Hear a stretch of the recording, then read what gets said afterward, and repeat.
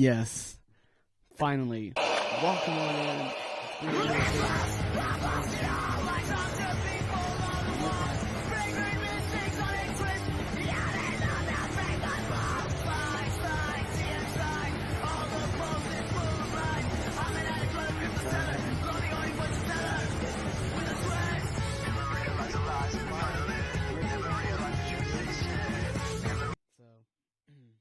I want to make sure that things are smooth here. There's my interface. Yo, you guys can see yourselves.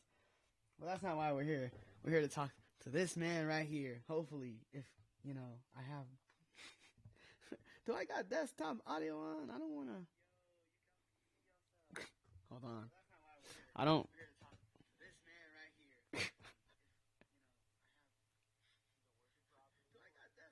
I'm about to find out.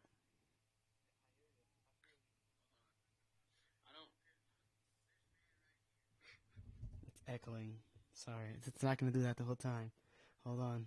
I'm about to find out. Okay, good. I want to make sure that you're, not needed for the thing, because that's bad. All right, perfect. All right, now say one more word. Check. Okay. I am here. Okay. Yep. Streamlabs is saying the same thing. All right, now say one more word. Check. Okay. Yeah, we're good. Now we can go back to this thing. Okay, so this is, a wacky way to start, and you're right there. Good. But, you know what? I don't need to introduce my guests because, I like to let them introduce themselves. So I'm going to give it to my boy, Aaron Frame, on this side of the screen. Take it away, Mr. Aaron.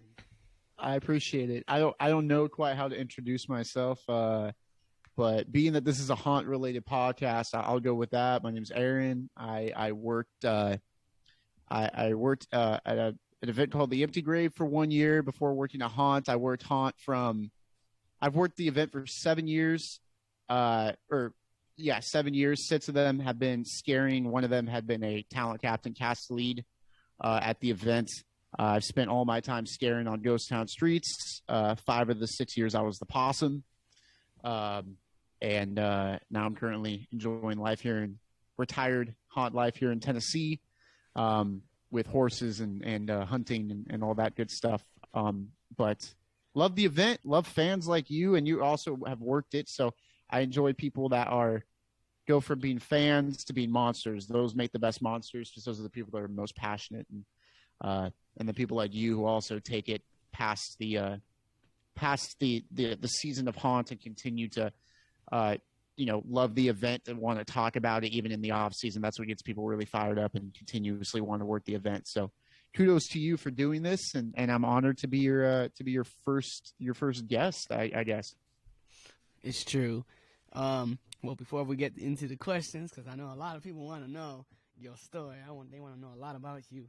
I just want to make it known that I keep getting emails asking about the mattress from the last interview I did, and that mattress is not going away soon because the trash company decided not to pick it up for quite some time. So we're gonna be stuck with this mattress for a little bit. So go throw some propane on it. You'd set it on fire and have a nice bonfire in your backyard. There it is. All right. Well, now that we got that awkward situation out of the way, I think what's on everybody's mind is, why did you start? Why did you do it? And do you want to do it again since you're retired? Well, I started doing it. Really, I was watching when I was a kid. I mean, I believe the last time I ever went trick-or-treating was when I was like 6 years old, five or 6 years old. And I would watch in the yard prior to going trick-or-treating. My dad used to dress up in like the zombie costume and hide behind the tree in our front yard with a homemade penny shaker, and would scare trick-or-treaters as they would come up to get candy from our house for about an hour before we went out to go trick-or-treating. And I thought that shit was so cool. I just thought it was so funny to watch people's reactions and all that. So at 6 years old, my dad, well, at 6 years old, my mom told my brother and I that she was going to take us to Disneyland, right? She was going to sign us out of school early, take us to Disneyland. and something happened that week where I was being a bad kid. I was 6 years old and just bat talking my mom and not doing the dishes or whatever. So she's like, "I'm not taking you to Disneyland. I'm taking your brother, but not you." And I was like, "Oh, what the fuck," you know? Yeah. So anyway, she signed my brother out of school early that day to take him to Disneyland. Did not sign me out. And I went home that day. My dad picked me up. He said, "Son, listen, if you shape up your attitude next month in October, I'll take you to Knott's." And I was like, "Dad, I've already been to Knott's. I know what that is. I want to go to Disneyland." He's like, "No, no, no. I'm going to take you to the Halloween haunt." And I was like, "What the fuck is the Halloween haunt?" And he's like, he made it sound like the whole park was one big maze. Like they flew in all this corn and like made a giant corn maze in the entire park or something. He's like, "There's monsters and it's a maze and the rides are there and it's in the dark and there's fog." And I was like, "Well, I'm into that. Let's do it." So I shaped up my attitude. I did all the dishes. I was a great kid for that month. And my dad took me to the Halloween haunt for the first time, October 15th, 2004. I'm sorry, 2000. The year 2000 was my first year. October 15th, 2000 was the first year I stepped foot into the Halloween haunt. And I was hooked from that point. From that point on, I knew that's what I wanted to do. I wanted to be a part of this. I wanted to. As soon as I was 18, that was a long 12 years of waiting until I was able to work. But through that, I met Wyatt, not Stereo Farm Ruler, as he's known on YouTube back in the day. And I met the Sliders early on. I was practicing with the Sliders when I was like 16 years old. So I'd met a lot of people.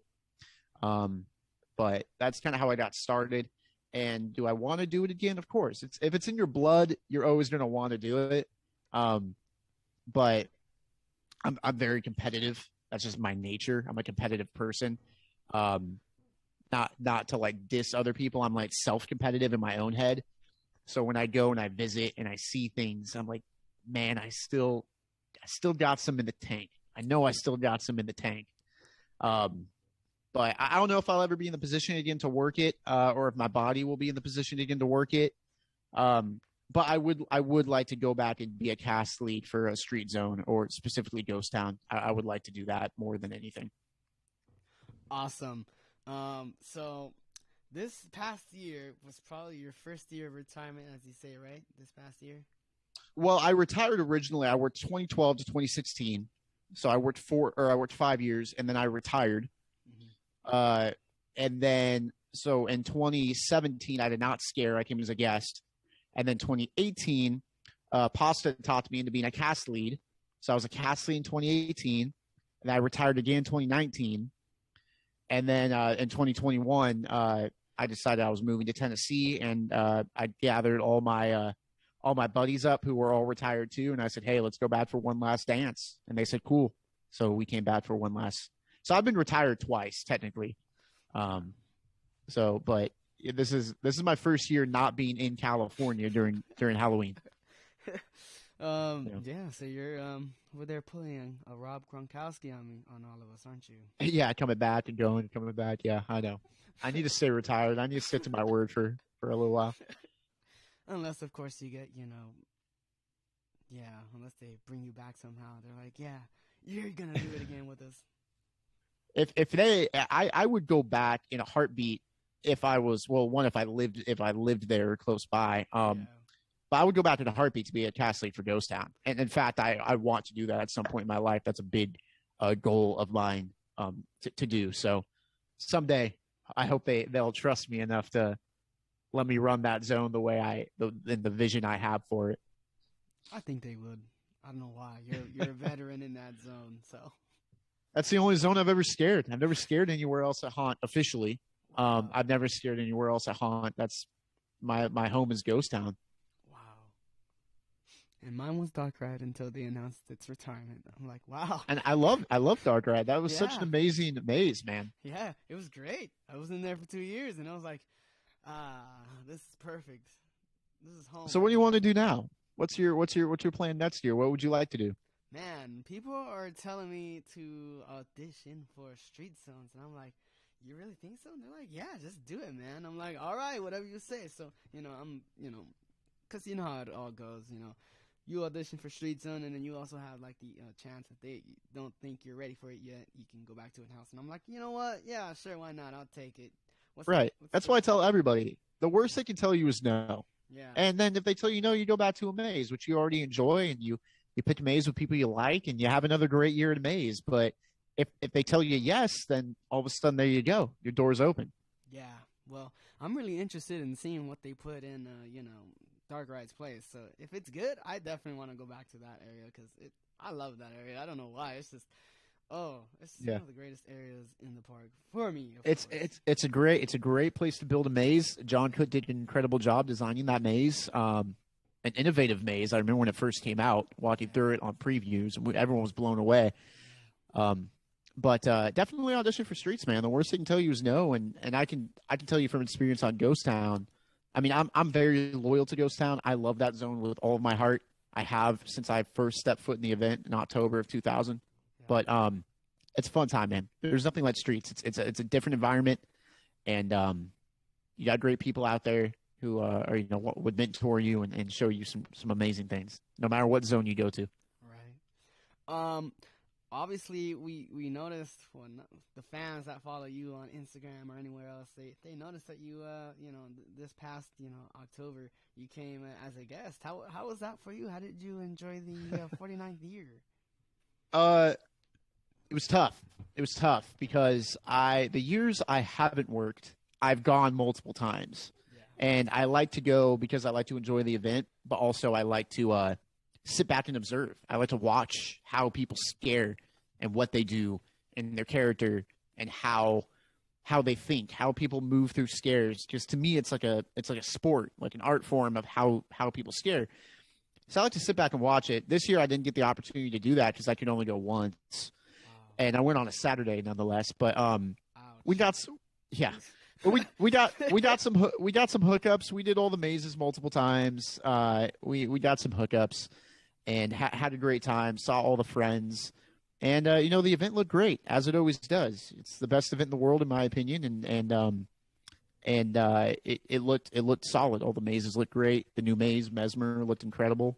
Yeah, Um, all the street zones were performing at top notch, and I have no bad things to say about it. I It was weird. It was weird though because just a year ago I was behind the mask again, yeah, and had a lot of fun, but it went by in a blink. yeah. I didn't work Thursdays, and I only worked a couple Sundays, so I pretty much only worked Fridays and Saturdays. Um, and I miss the opportunities that I wish I would have taken when I was out there. Yeah. You know, hindsight's always 2020, but it was a great year. You guys kicked ass as you always do. It's the best event in the world. Well, thank you. I appreciate that. Yeah, Dark Ride especially. Dark Ride looked great. It did seem when I went, seemed like you guys were missing a couple talent, but you guys that were in there were covering the maze and doing the best you could, and I love to see that. Yeah, we had a. Oh wow, it's raining. It just started to rain. Wow. California. California, there you go. There's your weird weather for you. It was Yeah. windy all day and now it's raining. Well, that's good. But to answer your question, yeah, to add to that, it was kind of the last year for Dark Ride. Ooh, it was a bittersweet. We started off Hmm. with a good healthy cast, but over time, sometimes some mazes start losing people left and right, slowly but Yeah. surely. I didn't realize Right. it. I'm like, yo, okay, we have a good healthy amount, so I wasn't really too worried about it until I figured out, like, towards the last week, we only had like half of the cast that was there in the beginning. I'm like, Yeah. It's goodness. I came the very last Saturday is when I was there, and it definitely seemed like you guys were missing some people. But like I said, the people that were in the maze, all of you guys were covering the zone, like covering the maze as best as you could. Yeah, I mean, you can't ask for better talent than that. That's tough to do. no, definitely. And you know what they say? I mean, the start of the week, we try to tell people, hey, this is gonna be a lot of work, a lot of Yeah. you're gonna be tired, you're gonna be bruised, you're Mhm. gonna be hungry, everything. And if you can't handle it, then we probably won't see half of you at the end of the season, and that's what happens. You're right. It's like a sport, man. You're gonna put blood, sweat, and tears into what you're doing, but at the end of the day, you're gonna have fun. Exactly. That's what it's Hmm. all about. Yes, sir. That's what it's about. And that's what I did. I toughed it out the entire season. Obviously, great season for me again. Back in the same maze, back in the same area. maybe a different costume, but I'm like, hey, you know what? I'm back in the same area, so I'm not really worried about it. And was your area the main room in the back? No, my area was the castle foyer, the piano room. Oh, that's a great room. Yeah, That's a terrific room. with the chair, yeah. Yeah, that with the chair monster. Yeah, that's a great room. That's a nice open space to be able to move through people. Yeah, it's hilarious watching, the chair scare people, and they're like, "What the hell Yeah, is this?" yeah. The chairs are fantastic. I remember the first year when Dark Ride came out, and people were coming out of the maze on preview night going, "Dude, the chair," and I was like, "What?" By the time I went through it, the chair guy stood up, and we were like, "Holy shit, this is awesome!" It's a great scare. That was It is. the first time I heard about it. I'm like, it was on paper, and I'm like, "Yo, there's a chair. What even is a chair thing?" Right? So I'm like, all right, cool. I mean, I guess that's a code name for something.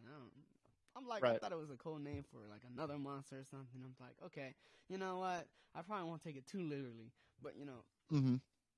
rehearsal night or scare school actually. I go through it. I'm like, yeah, cool.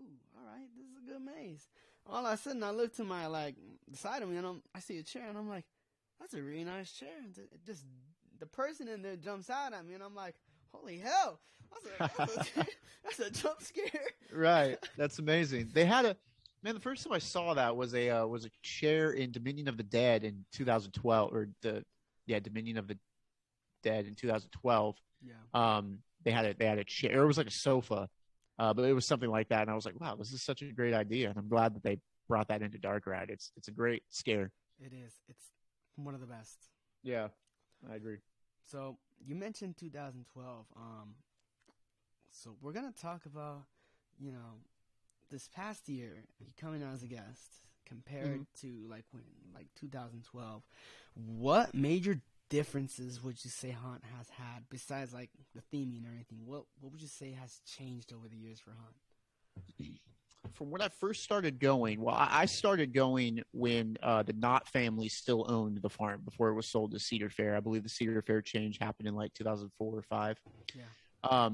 And there was a difference. It seemed like there was a lot more freedom for the talent when the Knott family owned the farm. Yeah. They paid a little bit more attention to detail and let the talent have a little more free reign. But I remember the talent in those mazes being so incredible because those years, really up to like 2011, I want to say, you were in a maze and you had to be in a maze for like 3 to 5 years before they'd even consider you to go to streets. Yeah. So a lot of people started in that maze. And what that did was it created an environment where people went to a maze. They were in that maze for 3 years or so, and they all got to know each other. They would all go back every year. So you had this family that would form, and those people would be in those positions for like 3, 4, 5 years. They got to know it really well. They got to understand how to scare in it really well. And they developed their scare techniques in those mazes for 3, 4, 5 years. And then when they came out on the streets, they were phenomenal monsters. Right. If you look at some of the best mazes in haunt history, they produced some of the best monsters. Mazes like 13 Acts Murder Manor, Blood Bayou, the Asylum, Doll Factory. All those mazes produced some incredible street talent because they had monsters that were stuck in there for 3 or 4 years and learned how to scare as a family. And they would come back every year and they knew what they were doing. So those mazes were elite. All my favorite mazes came from between 2000 to 2007, besides Paranormal, because I'm biased to that. Yeah. But and I do think it's a great maze. But yeah, Blood Bayou, Hatchet High, 13 Outs, Murder Manor, Terror Vision, Asylum. All those were incredible mazes that you got. Carnival, Carnivorous Clown, C3, Killer Clown College. I mean, all just top of the line mazes.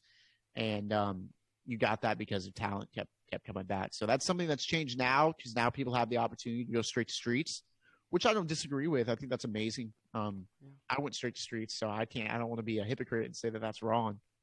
But I respect the people that put in the work in the mazes like you have in the same maze for multiple years because you like it. You like the people and you like what you do.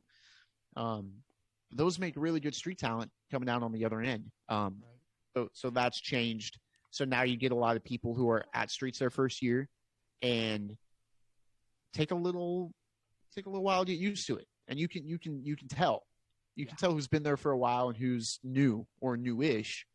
Um so that's definitely changed. Again, not for the bad. I think that's a great thing. Yeah. Uh but that's definitely changed. And now you have less vets, much less veterans from when it was back in the day. All the vets that I grew up with watching or even scaring with are pretty much gone now, or they're going to be gone after the 50th, which is a very weird thing to think about.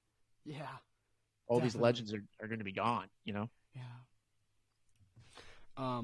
So with all these like older mazes, from the 2000s era, um, obviously some of them had really funny themes. Like they had horror and comedy. And I think that's one of the greatest. You don't see a Yeah. lot of that like lately, but you try to think, man, what would it be like if we had more like at least one maze that had a little bit of comedy in it, so you can get scared and laugh at the same time. Ah, Yeah. man. I think it's just hard to recreate. One, it's hard to recreate it. And two, they don't want to, uh, satire only goes so far now with like, copyright laws and things like that. Yeah. Plus, to be honest, as terrible as it sounds, the culture we live in of cancel culture and type things. I mean, they had to cancel the hanging, Yeah. which just rips on people. And I think that they partly did because they don't want to offend a bunch of people, which is like kind of dumb for a Halloween event when they know it's just making poking fun at stuff. But Yeah. TerraVision and Toon Territory, both incredible mazes at Haunt. I remember vividly sitting behind TerraVision and watching Elmo and Big Bird chase kids out of the maze with chainsaws. I remember sitting there eating nachos and watching that happen. They would chase them out with chainsaws. It was incredible. It was Oh amazing. man, that's Yeah. great. You It never. was very fun. That's that's the thing, man. Like sometimes you just gotta put unrealistic things into unrealistic environments and just laugh at how it just turns out because you never know what can become comedy. Right. It's And crazy. on that same note too, if you create an environment that's funny, Yeah. people are going to naturally let their guard down, which makes them more susceptible to being scared. Yeah. When you're not thinking about being scared, when you're thinking about laughing, all of a sudden, some of my favorite scares that not some of my favorite, but I remember a few really amazing scares, scaring people while they were watching The Hanging in Calico Square. They were all looking up, watching, laughing, and then just coming up underneath them and boom, right in their face, and then freaking the fuck out. Because they're not expecting it, they're having a good time, they're laughing. Yeah. Definitely. Mm-hmm. Yeah, I think probably the one that makes me laugh the most. Of course, everyone's gonna laugh because of its shitty jokes. Uncle Bobo's Big Top of the Bazaar. Uh huh. I'm gonna give that one first place. Just I don't know. It just makes me laugh every time. You know, I Yeah, great maze. I went through it. When I was 9 years old. I mean, yeah, it was great. I was just laughing the whole entire time in that maze. I'm like, this maze is great. Yeah. Especially since my sister's afraid of clowns, so it added Mm. to the funniness of the situation. I'm like, yes, my sister's getting scared left and right, and there's all sorts of corny jokes all around. What more could I ask for right now? Right. Yeah. I'm sure you've enjoyed messing with your sister coming from being a clown in a dark ride. Oh yeah, it was great. Yeah, I bet. Definitely. Yeah, Bobo's is a great maze, man. I knew a couple people that worked that maze. Kelly Hall, Travis Boggs, Kalari, back in the day. Great people. Eric Saunders worked it. Great people, great maze. I back in 2000, they had a maze called Carnival of Carnivorous Clowns C3. I believe it was the longest maze in haunt history as far as like length. That Wow. was a great maze too. That was an incredible maze. The clown mazes are always fun. They are Mm-hmm. definitely. I don't doubt them for a second. They're always great. Really fits well with Carnival. Right. And you got people excuse me, who have a natural fear of clowns. So it's just a great staple to have any haunted event. You're going to get guaranteed scares out of that. It's just a fail safe. Definitely.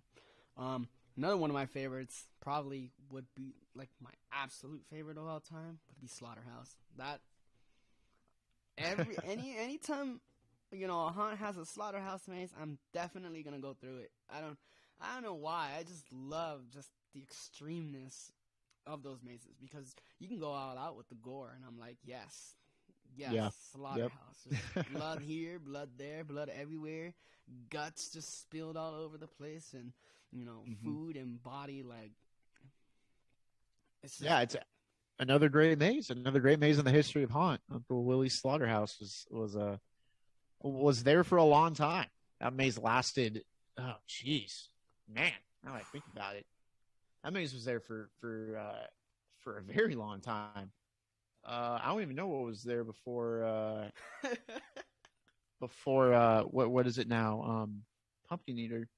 yeah, I forget what was there before Pumpkin Eater, and it's escaping me now. yeah. But yeah, no, Slaughterhouse lasts quite a while, almost as long as Doll Factory, which I think is the longest running maze in the history of haunt. Wow. Yeah. Yeah, Doll Factory was like 5-6 years, I want to say. Doll Factory is great.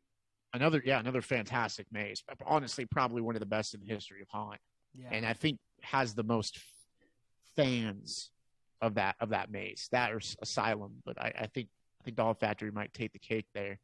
You always hear about Doll Factory. You always do. And, I wouldn't really mind because, it's the 50th coming up and your meeting will end in 10 minutes. Great. Awesome. Yeah, when it's done, just send me another. I got my thing here, and I got my email ready to go. Awesome. Great. So, yeah, ignore that because Zoom sometimes likes to do that all the time, actually. But, yeah, I mean, I wouldn't mind for like the 50th coming back. They just have this maze. Even if it's just Doll Factor, I wouldn't even mind. Just have like a little throwback special in there. Add something, Yeah, in my opinion, I think Knots needs to go up on their social media and start getting people, invested, and then you have to put a poll up and say, what's your favorite maze in haunt history, and have people vote on it and bring back whichever one is the highest voted maze. I think that they need to do that. I think that'd be a great way to get the crowd involved and way to bring back both older people, older fans of the event, and younger people too, and really, really commit to doing that. So I don't know if they will or not. I don't have any insider info on that, but man, I would love to see Blood Bayou come back. I would love to see Doll Factory, Asylum. Those are all mazes I would love to see return for a couple of years. But I agree. that's just me. Agree. Paranormal, I would love for them to bring back Paranormal, just because I know it's only been gone for a year, but I mean that's one of the best mazes to me too. Yeah, I could tell that was your all-time favorite. I do. I have a soft spot for Paranormal. Think yeah, you were hanging around with Art Dracula. I mean, I watch his videos all the time. Great man. Yeah, I've known Art for a long time. Me and Art are very good friends. Art's a character, man. Art's great though. Art's great. He has the greatest videos out there for haunt. So He does. He was like the original like haunt YouTuber from a monster perspective. He was like the original one. Yeah. And a lot of, whether or not people want to admit it, a lot of people owe Art a thank you for getting them into haunt or inspired or like curious to work it. I know a lot of people that have came up to him and told him, "Hey, I'm here because I watched your videos." Wow. Which is awesome. Yeah. He deserves all that. He's a great guy. So like every time, I mean, are you recognized from Art's videos, or are you recognized for Me? something else? Yeah, you. I'm not sure. I'm sure. I think a couple people have mentioned things to me. Although on social media, I'm relatively private and pretty quiet. But I have had some people mention me in videos. I think I get more recognized from my YouTube days, or just working the event. When I came this past year, I wore my I have 3 different Ghost Town jerseys, but I wore my Possum Party jersey. And I had a couple people come up to me and just be like, "Hey, like I recognize the pasta party. Like, I didn't know, like, is that you? Like, and I'm like, yeah, that I was me, you know. But I don't love being recognized for that. Like, I really am not trying to seek anything. I just wear it so I can stand out, so people that I know will see me and be like, hey, what's up, Aaron? Yeah. But yeah, I had a couple people come up and be like, pasta party. I'm like, dude, I used to come.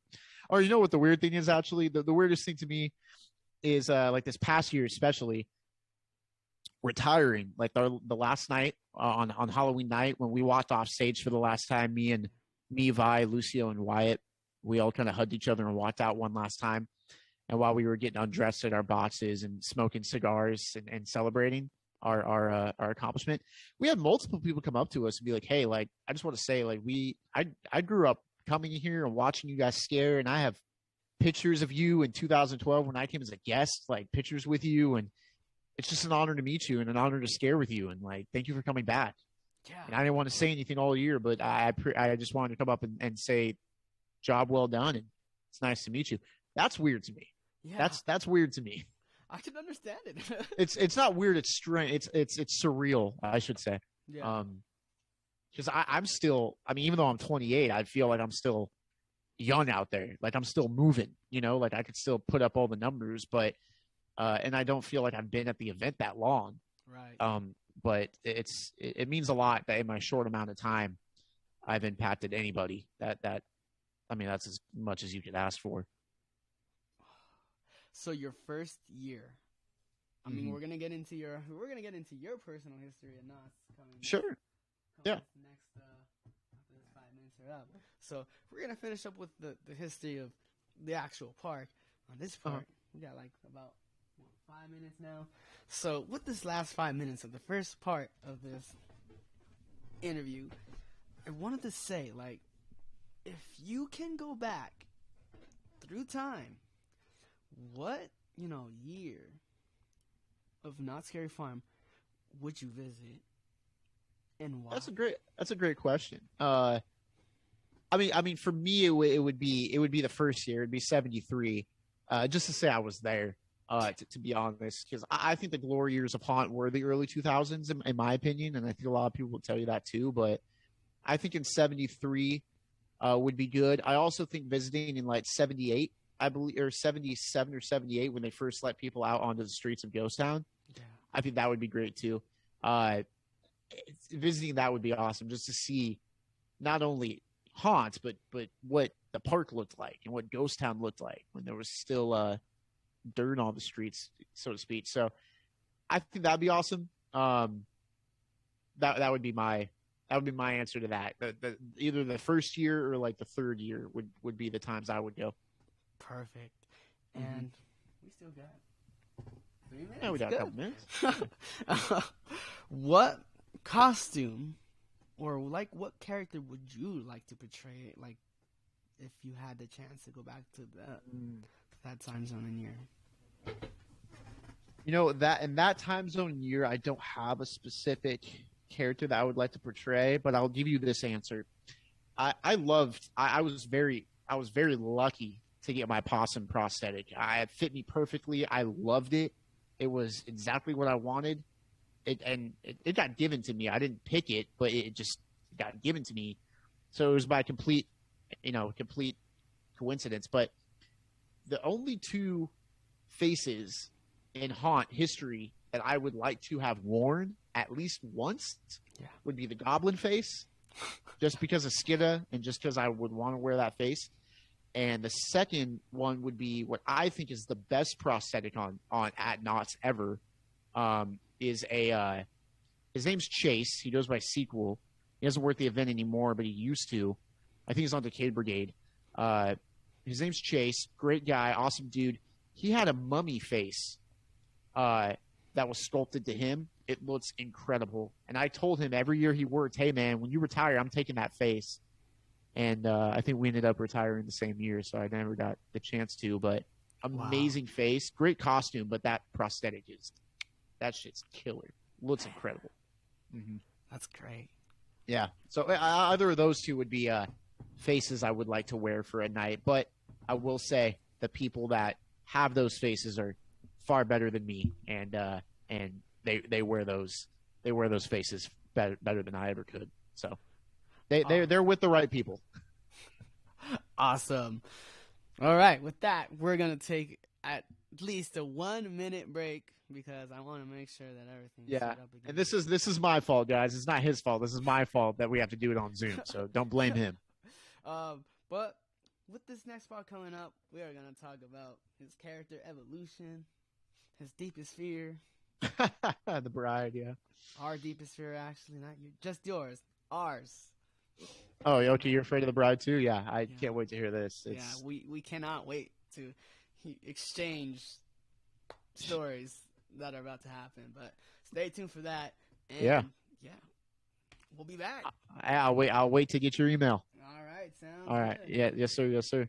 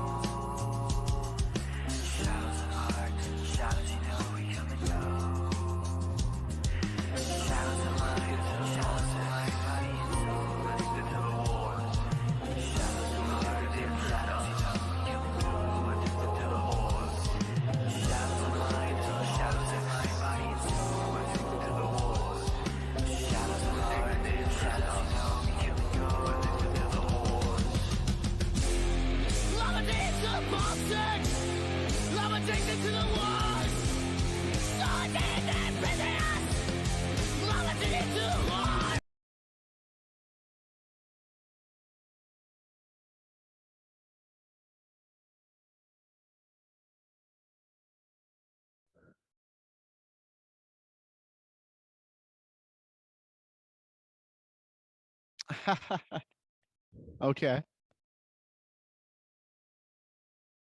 I'm here for it, man. I'm open. I'm open to whatever you want to hear.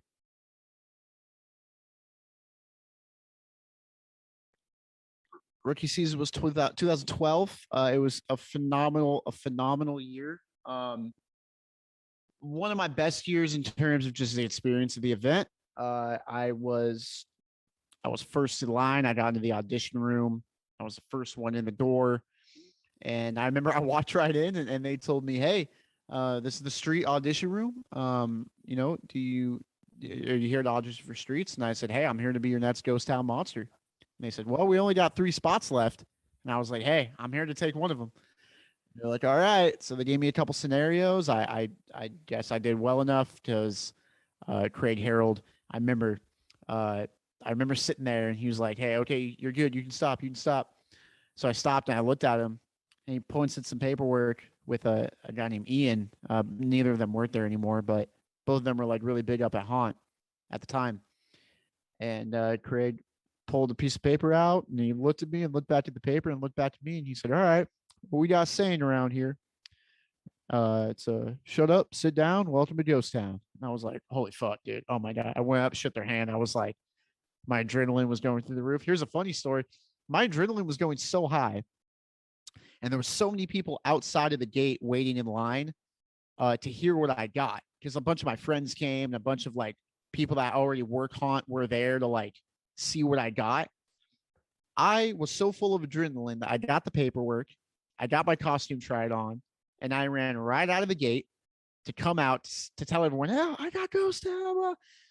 And everyone was like, "Holy shit, he made it! He made it!" Because I wanted Ghost Town. That's the only place I've ever wanted to be is Ghost Town. And I was, and unbeknownst to me, 2 weeks later, everyone's getting phone calls, right, about coming in to do their paperwork, and I hadn't got my call yet. So I called Knott's, and the girl that answered goes, she basically goes, "Holy shit, dude! Like you left before we could do your paperwork. You got to come back today, otherwise you're losing your spot." I didn't even know I had to go do paperwork. I just left. So I was like, okay, yeah, I'm coming today. So I took a day off work and I went in there to go get processed and everything, got my ID and all that. But I almost didn't make it because of that, because I was too excited. Uh, but it was a great rookie season, man. I knew right when I wanted to get in that I wanted to accomplish two things. One, I wanted to be my own character, so I did it. I was a schoolboy. I wanted to do the best I could. And two, I wanted to scare with Spaz, who I consider to be the greatest monster ever in the history of Knots. And he took me right under his wing day fucking one and was like, "Hey, I'm gonna show you how all this shit works, and I'm gonna make you into the I'm gonna coach you and be your guy." And man, I could have been luckier. That guy is has only really trained or mentored two people in the history of Haunt, and for me to be one of them, man, it was such an honor. But a great first year, amazing first year. I lost Rookie of the Year by a couple votes to a phenomenal monster, Jessica, who was one of my great friends. But it was a tough rookie class that year. Jessica, we had a guy named Quinn, amazing. Vi, amazing. Uh, Olive, amazing. We had some really good rookies that year. So I wasn't even upset that I lost. We were in great company. Yeah.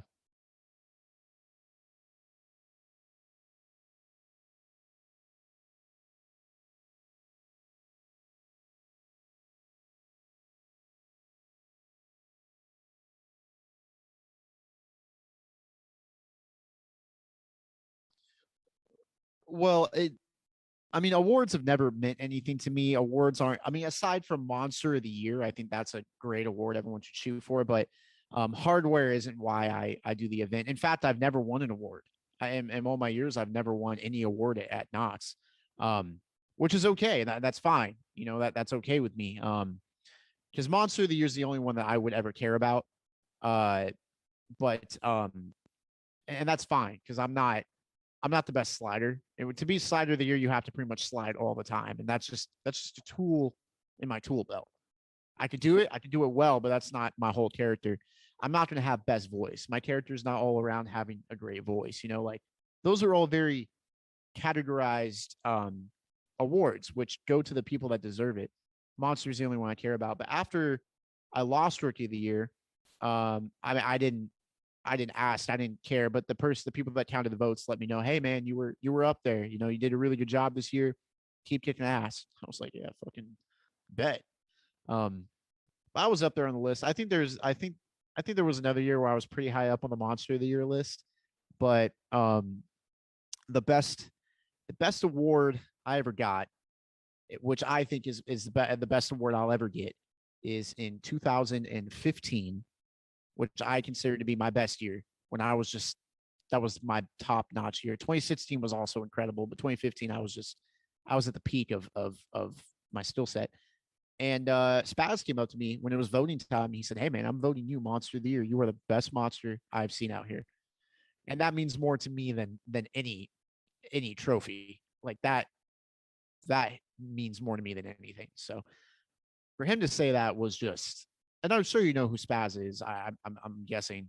Um, his legend his legend precedes himself, but uh, yeah, that meant everything to me because Spaz is the best monster ever in the history of Knots. That's just a fact. He is the best monster ever. Uh, you know, multiple Slider of the Year winner, multiple Endurance winner, multiple Monster of the Year winner in more than one zone. Like the guy's 40 years old and still on Decayed Brigade. He's still sliding with the best of them. And really, until the day he quit, he was still an absolute machine. Even though his knees were given out, the guy could still outrun everybody in the zone. That he told me one year, the only man, one of the reasons I love running with you so much is because no one else here can keep up with me, but you can keep up with me. And when he retired, he wrote a big long Facebook post. Um, and in the last paragraph of that, which is this is one of my biggest honors, in the last paragraph of that huge thing he wrote on Facebook, he basically said, you know, I have to thank a couple monsters, and one of them is Aaron Frame. This kid's the monster of the future, and he's the only one that can outrun me. And I you know this guy's the one, and that meant a lot to me too, because Gary is the fastest human in the world, and for him to say that about me meant it just meant a lot. Um, so it's like your mentor is calling you and saying, you know, you are you're better than me now, and that just that meant a lot. So, but he's still the best. He's far better than I'll ever be. I don't care what he says. He's the best monster ever. Do you have any monsters that you ever looked up to that you were like, these guys are people like, well, coming from like a fan perspective where you were like, these guys are legends?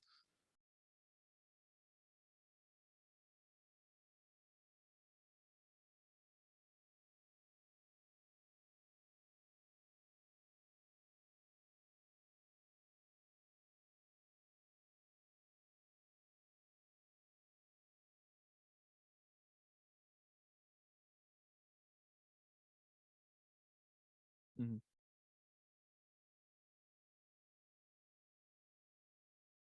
Yeah, but as a guest, did you come and see any monsters where you were like, that guy's awesome, or like that you would watch and be like, this guy or girl is badass?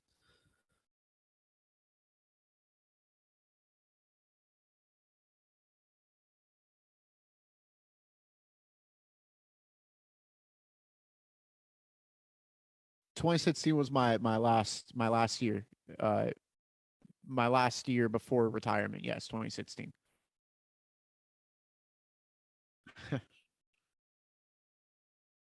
I appreciate it. That was another year that I feel like I could have won Monster of the Year, but that was our first year with the bride, and she was kicking ass. So there's no way I'm gonna beat her. She's incredible.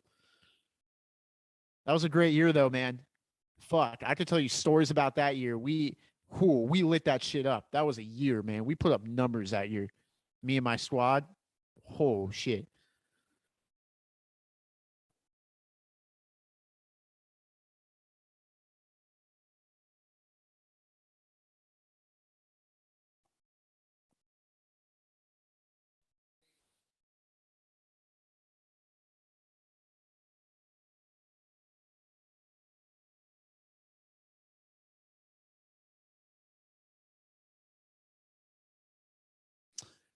I think the best year I was on Ghost Town was 2015. Just as far as the group, everyone, all the talent was just, it was a great collection of people. But 26, and that was the last year I really got to scare with Spaz. 2016 though was really special because it was my last year, and I knew that going into it that this was going to be it for me. But I wasn't telling anybody. I just kind of kept it to myself and within my small friend group, because I didn't want it to be a big thing. I mean, there wasn't any reason for that. But that year was special because Wyatt, my great friend Wyatt Roman, was on Ghost Town. It was his first year on Ghost Town. My buddy Matt was working the event. He was in Carnival. He was the strong man. Another incredible monster. Um, we had our royalty group. That was great. And then what made it so good was there there was a lot of new faces on Ghost Town, and new faces were people who were transferring from other zones or other mazes, and they were like, "Hey, we just want to have fun." And I love people like that because I love partying. I'll show you how to party out there. Um, and there was a monster named Cameron, Cameron White. He worked in 2011. He was on Ghost Town. He got C filed for doing some like next level shit, in a good way. But Knots didn't see it that way, so they C filed him. But he was able to come back in 2016, and Cameron was the only other person that Spaz had ever trained. So me and Cameron had linked up. We became buddies, and he came back that year in 2016. He got Ghost Town, and he came up to me after he got it and was like, "Hey man, we are the two prodigies of Spaz. We need to go." And I was like, "Bet." So every year, I make up a theme in my mind for the year to motivate me and to motivate everyone around me. And this past year was the last dance. And in 2016, the theme was run and gun. That was our motto. We're gonna fucking run and gun every night. We're going boots to the ground, and we're gonna get after it. And man, me and Cameron that year, dude, that might have been, aside from Gary, Cameron might have been the best monster I've ever scared with. He was just down. He didn't stop. He was intense. He understood, like me and him were on the same level of how to scare. Like we understood each other of how to scare as far as when we're rolling around out there. Um, Incredible talent. One of the best I've ever worked with. And 2016 was a great year because him and I rolled together that whole year, and we were just, I mean, unstoppable. Like we could not be denied. We were out there missing. I remember 3 Saturdays where we didn't take a single break the whole night. Aside from a drink of water, we didn't take more than a 2 minute break. We were just fucking putting up. And I think those nights, according to my Fitbit, we ran like 22 miles. We were putting up numbers. Oh, dude, we were cooking out there. Great, great guy. Great. I would love to. I need to sit with him someday and reminisce because he's a great dude, great guy. Miss him terribly. He's living in Vegas now doing UFC fighting actually, but yeah, and he's a lion trainer. He trains lions. Interesting dude. Uh, yeah, but no man, just a phenomenal year. Great talent on Ghost Town 2016, and my last night ever, Halloween night of 2016. Um, Spaz came back for one night to work it, and we scared together one last time before we both retired, and so that was very special too.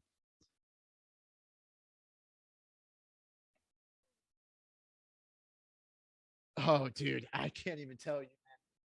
I can't even tell you. That year, this past year, like in 2001 or 2021, when this past year we worked before we all left. I mean, we put up a collective, like we put up like almost 480 miles total throughout the year. If we add up all the days, because we wear Fitbits to track our mileage, and yeah, we put up like 480 miles. I think in 2016 we were well over 550 with how much me and Cam were moving. Dude, we were moving. I swear to God, we were doing like 20 to 23 miles a night, 4 nights a week. We were putting up bodies. Like those are great years, man. I miss those years. Just so those were those were the years, man, where no one fucking got past me and Cam. Like we were, incredible. Yeah.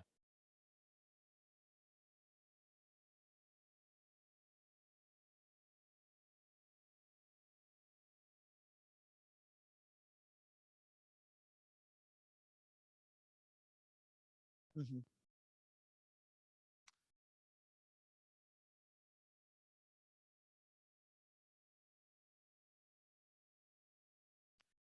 Ghosts. I have opinions about Ghost Town right now. This is just my own personal opinions on it. Just being in the zone forever and loving that zone and seeing it for 23 years. But uh, Gore and 20 certainly deserved that award. They were terrific. I mean, terrific, and every zone is. But Ghost Town is going through a transition period right now, and I don't know how it's going to turn out, to be honest, because you got a lot of new people coming in, which is fine. But the issue with new people coming in is that you need to have a good amount of veterans that are going to lead the way. And next year, a lot of those veterans who are still there are going to be gone. And the only veterans you're going to have are people who have been there for maybe 5, 6 years, not like the 15-year vets. And the problem with that is those people who are there for 5, 6, 7 years are still there to win awards. Like they're still there to compete to be the best. Those people that are there for 15 years, like Ed Cobb, doesn't care about being the best. He's there to help the zone and be supportive and support the people. So when those people are gone, these new rookies aren't going to have are the only people that they're going to look up to are people who are still competing for those awards, still at the top of their game. And I'm afraid that there's going to be less coaching coming from the veterans because they're not going to be as old. And I'm not sure how that's going to affect the zone. So, and that worries me. Just loving Ghost Town as much as I do.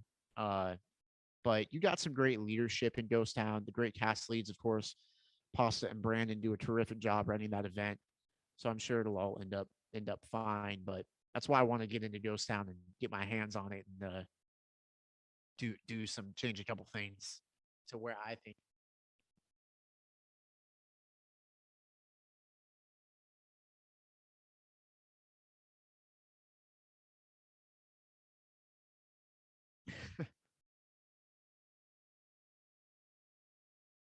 I think they will too. It's Ghost Town. It'll always be the best and the most natural zone in the entire world. It's the original zone in the entire world. Everywhere in the world can trace their history.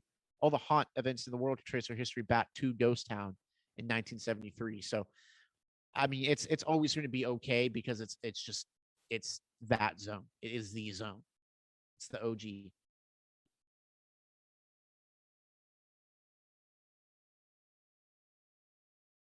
They did. They did.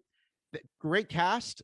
People like Clayton absolutely kicked ass. People like Jen kicked ass. Jeremy Sinatra kicked ass, and they did a great lead. Jacob is a terrific lead. I learned a lot from him when I was a cast lead. Great guy, good mentor. Really cares about his cast, so it doesn't surprise me at all that his zone won.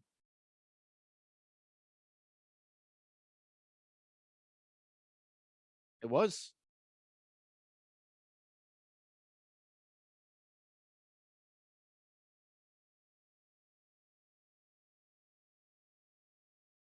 I love it. I love that.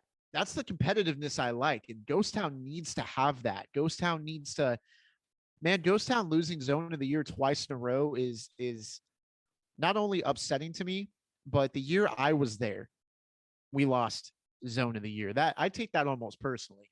And I know it doesn't all fall on me, but that's just my competitive head.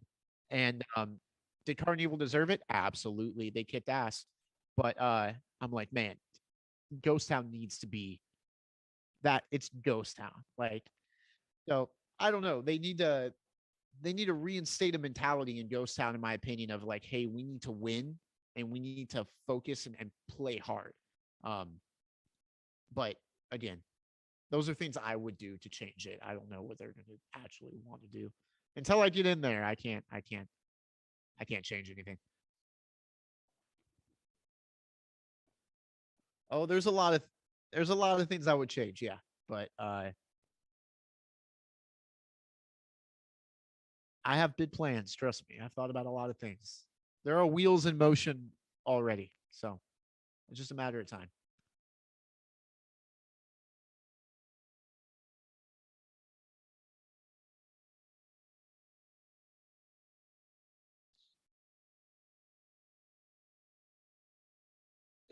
I don't think there's. That's a tough question. I love all my seasons. I think I'll change that into a different type of question. I think my worst season, as far as like ability of scaring, I think my worst season was probably this pat in 2021. That was probably and I still think I still put up numbers, but I mean, uh, the fact of the matter is I'm older.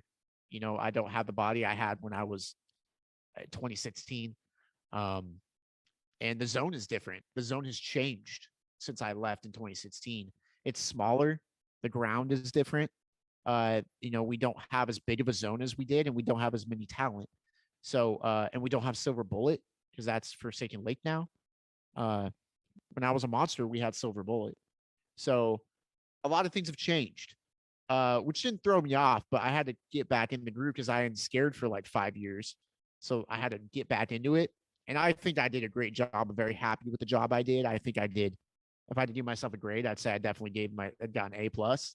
But compared to 2016 and 2015 and 2014, I mean, those were the levels that I was just very happy with the way I scared. Very happy. Um, but yeah, that would be my answer.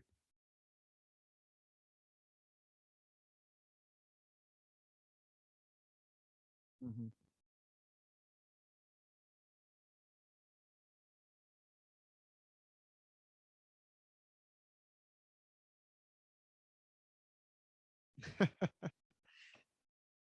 That's an excellent question. Um, if I would not have moved, I wouldn't have came back. I didn't have any intention of coming back. The only reason I did was because I was moving and I wanted to do it one more time before I left. So if I didn't come back, I would have, or if I didn't move, I would have either not came back or I would have been a cast lead. Because that's what I really, really love doing is being a cast lead and helping other people get better. Um, but yes, I think given the proper amount of training, I can put up the numbers like I did in 2016 for sure. But the only issue is now that zone is different. The zone is different. I don't have, so this year when I came back, I didn't have Silver Bullet. I didn't have Main Gate. I didn't have Gypsy Camp. I didn't have Bigfoot Rapids. Those are all zones that we had in Ghost Town when I left in 2016. We had all that area. So now it's more constricted, which means I can do a lap around the whole zone in like 2.5 minutes. Like it's smaller. So, which is kind of a bummer. So I have the ability to scare like I did? Yeah, I 100% think I do. But if I trained well enough for it, yes, absolutely I could put up the numbers, but I don't think I could put up the same numbers because it's not as big as it used to be. And that's just the natural fact of the matter. You can't deny that. Um, when that zone was bigger and we had 110 talent and there was always coverage, different, absolutely different. Like, you know, because you can open up the throttle a little bit more and work your legs because you can cover more area. Um, you know, going from that to this constricted ghost town is a little bit suffocating to me because I'm used to just being able to run like roughshod across that whole fucking zone. Um, but yeah, I mean, I know I got left in the tank. I know I can still put up significant damage on that zone. Uh, anytime I step out there, I get back into that mentality, and I could do it. But I think that time has passed for me now. Me and Wyatt joke often that someday when we're both 42 years old and have kids and you know we're all older, we'll all come back for one more year on Ghost Town. When we're all 42, 45, and everyone that we know has already left, and it's a whole new face of talent. We'll come back and do one more year on Ghost Town and see if we can hold our own. Yeah.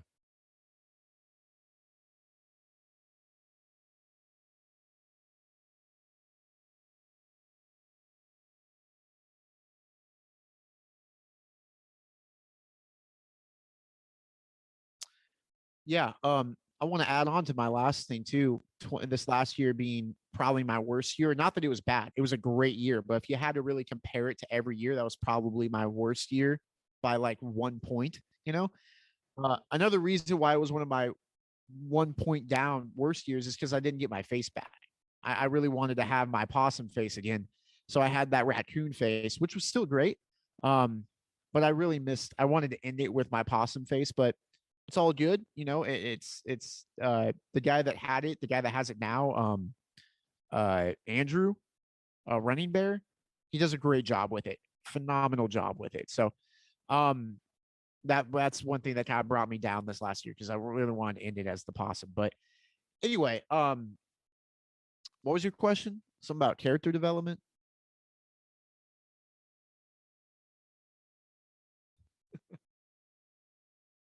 Um, Here is my honest to God answer that I don't think anyone wants to hear.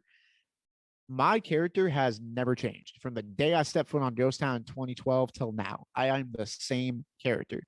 And I think that's what makes a great monster. If you look at some of the best monsters, Spaz, um, Sir Biscuit, a ferret, some of those monsters had characters, but they kind of didn't. Like, they didn't do anything pertaining to the character. They just scared fucking hard. And I was a possum and like I would eat trash and I would get into trash cans and I would hang off of shit and crawl under tables. Yeah, I would do that. But I'll do that if you put a paper bag over my head and make me go out there and scare. I'm gonna scare the same way. How I scare is how I scare because it's effective. I don't do it based off what character I am. You know, you can put me in any zone and I'm gonna do the exact same thing.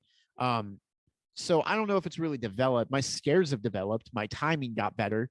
Um, you know, my ability of sliding and up and downs and lefts and rights got better. But my character, my character more or less stays the same because it doesn't matter what I'm doing, what I'm wearing, or where I'm at. I'm gonna scare the fucking same. Uh, but I think it's good to be consistent. If you know what you're good and you're good at it, it's good to be consistent. I was in an audition room with Spaz, I think 2013. We were doing rehire auditions, and one of the people who doesn't know who Gary was asked him, "Hey, what is your character? Because you don't have it written down." And Spaz was like, "I don't have a character. I scare. I'll scare in any character. It doesn't matter what you name me or what you dress me up as. I'm going to scare the same." And he told the guy, well, the guy's like, "Well, you have to have some sort of a character." And Gary goes, "You know what? Fuck it. My character, I'm a predator. I see you, I'm going to kill you. I'm a predator." And that just goes to show you that you don't need, if the best monster ever in the world doesn't need a character to scare, you don't need a character to scare. Um, it is good to have one if you want to do specific things, you know? Uh, and I'm trying to think of a great example, but like I'm like Jesse the chicken on Ghost Town. He's a chicken. He's and Jesse, I swear to God, is one of the best monsters on Ghost Town. He is terrific. But he's a chicken, right? He dresses as a chicken. He does chicken stuff. He makes chicken noises. He's a chicken. That's what he does. He can't go off and do, what the sheriff does, is he's a chicken. And that works great for him. So in some cases, being a character makes sense. The Pid Twins have to be Pid Twins. That character makes sense. But for someone like me, yeah, dress me up as whatever. I'll do some possum shit, but I'm gonna just go out there and be a fucking tornado. So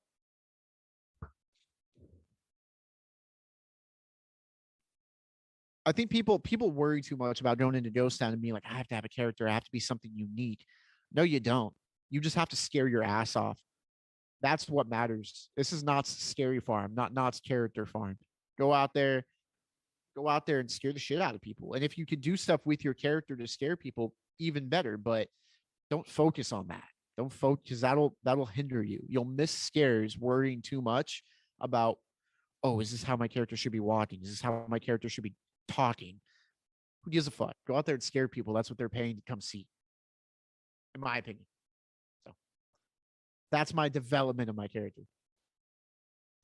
Go out and scare. It's my advice. Go out and fucking party. Don't worry about what you are looking like or what your character is or what you're supposed to be doing.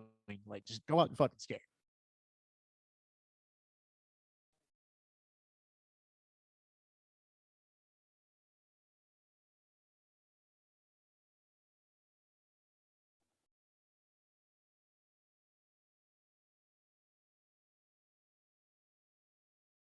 The bride.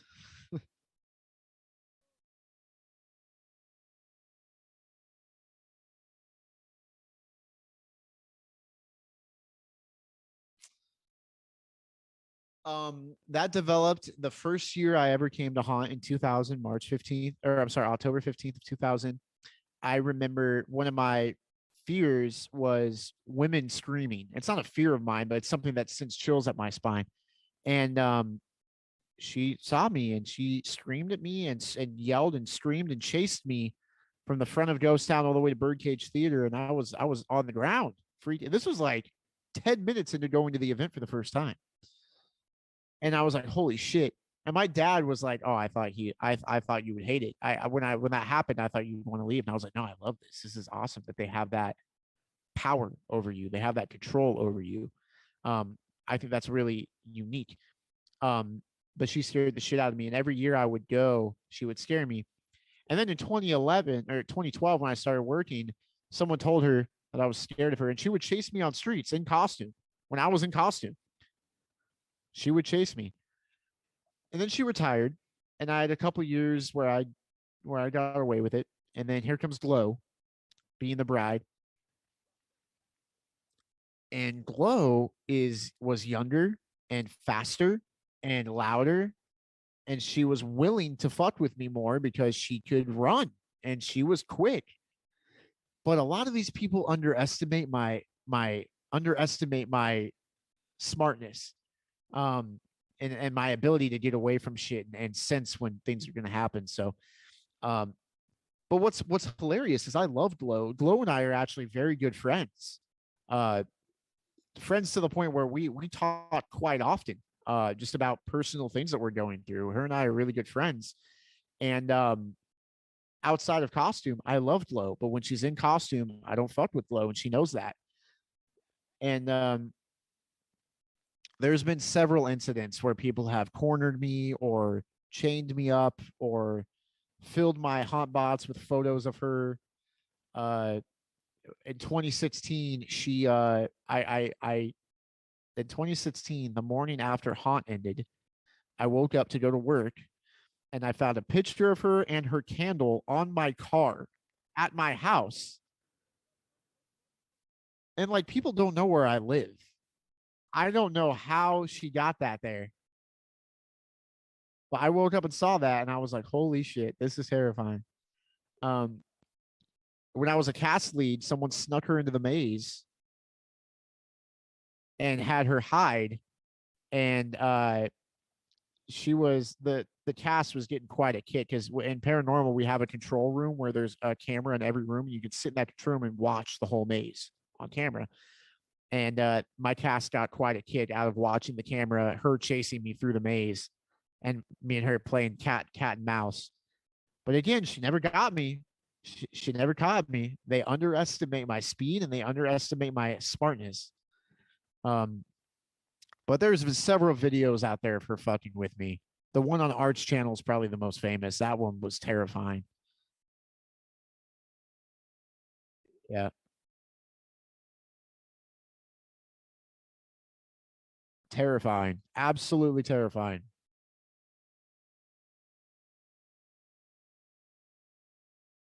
Yeah,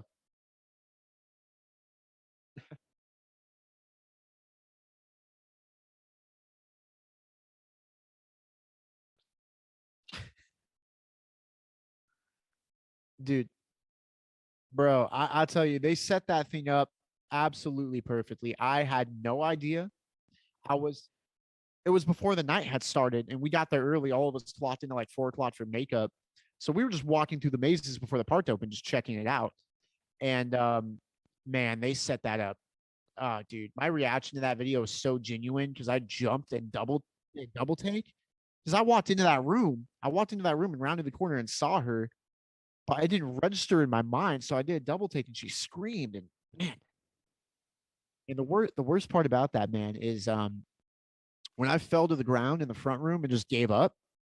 I was I She scraped my knee. I was bleeding from my knee, and from this day, I still have a scar on my knee from her scaring me, and it's still there till this day. And it reminds me of her. Yep. She's always with me, man. She's always with me. I love Gloria. She is terrific. If I had to lose to anyone in 2016, it was her. I voted her for Monster of the Year in 2016. She was great. She still is. Um, I think her days are kind of numbered. I don't know how much longer she's got at that event. She's been there for a long time. But whenever she decides to leave, she's going to leave an amazing legacy behind. And I love her. She's great. Naomi too, her sister, phenomenal monster, phenomenal monster. Yeah, good scaring in those family genes. Good scaring in the family genes.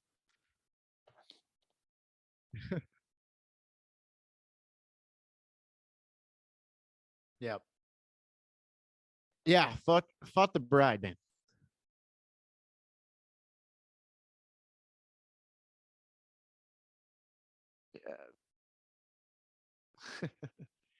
I'm glad you're laughing because I was not laughing, dude. I was terrified, man. Yeah, I don't like her. Another time, I'll tell you another time that scared the living shit out of me. In Ghost Town in Fog Alley, we have what's called the Fog Alley restroom. It's a secret bathroom that not a lot of people know about, and it's next to the blacksmith shop. It's like a door that's made of wood, and you open it. You don't really know it's a door until you open it, and then there's two restrooms in there. And during haunt, if you really need to like take a shit or something, you go to the secret bathroom in Fog Alley because you can get there quick. Now during haunt though, there's a hallway and then there's two bathrooms. They keep the hallway light off because they don't want you to open the door and have the light all bleed onto Fog Alley. So they keep the light off. And when you open that door, a lot of fog goes in there. So you gotta kind of feel your way around to get to the bathroom door. Man, one time I went in there to take a shit and I went to the bathroom and I came out of the bathroom and it was dark in that hallway and I rounded the corner and there she is standing at the end of the hallway waiting for me. Man, I fell backwards into the bathroom and like hit my head on the toilet and like closed the door with my foot and locked it. And I sat there for like 3.5 minutes until I assumed she was too bored and left. But she's there like jiggling the handle trying to get in. She's screaming like, "Let me in!"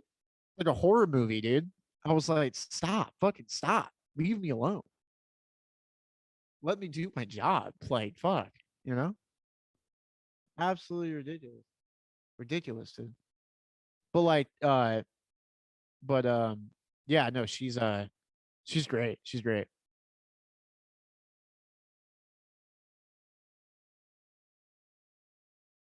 Ghost Town, dude. Ghost Town is the best zone in the world, man. You nothing like it. Nothing like it. It's great monsters, great talent, great zone. I mean, man, I tell you, dude, rope drop in Ghost Town is like nothing in this world. And walking the same streets that the legends walk is just like it sends chills down my spine whenever I go out there. I get to be a part of that.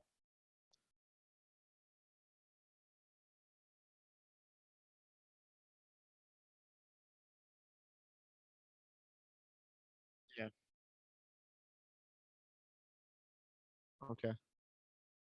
I will be waiting for your email. This is my fault, guys. I apologize. It's not him, it's me.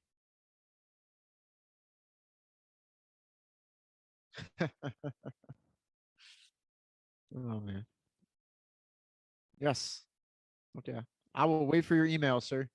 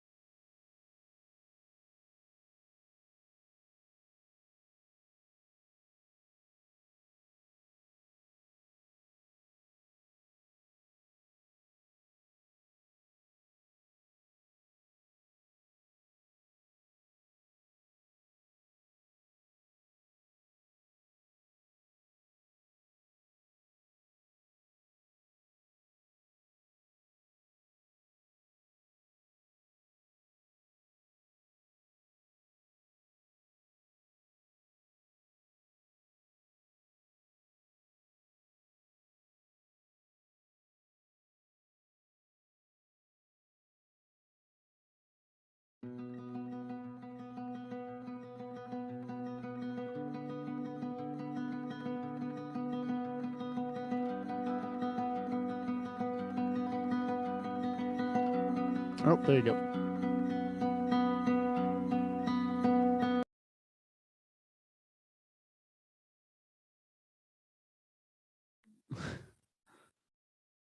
Uh huh.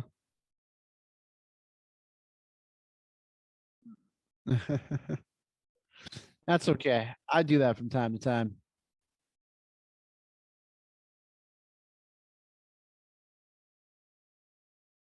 Yeah, I hope.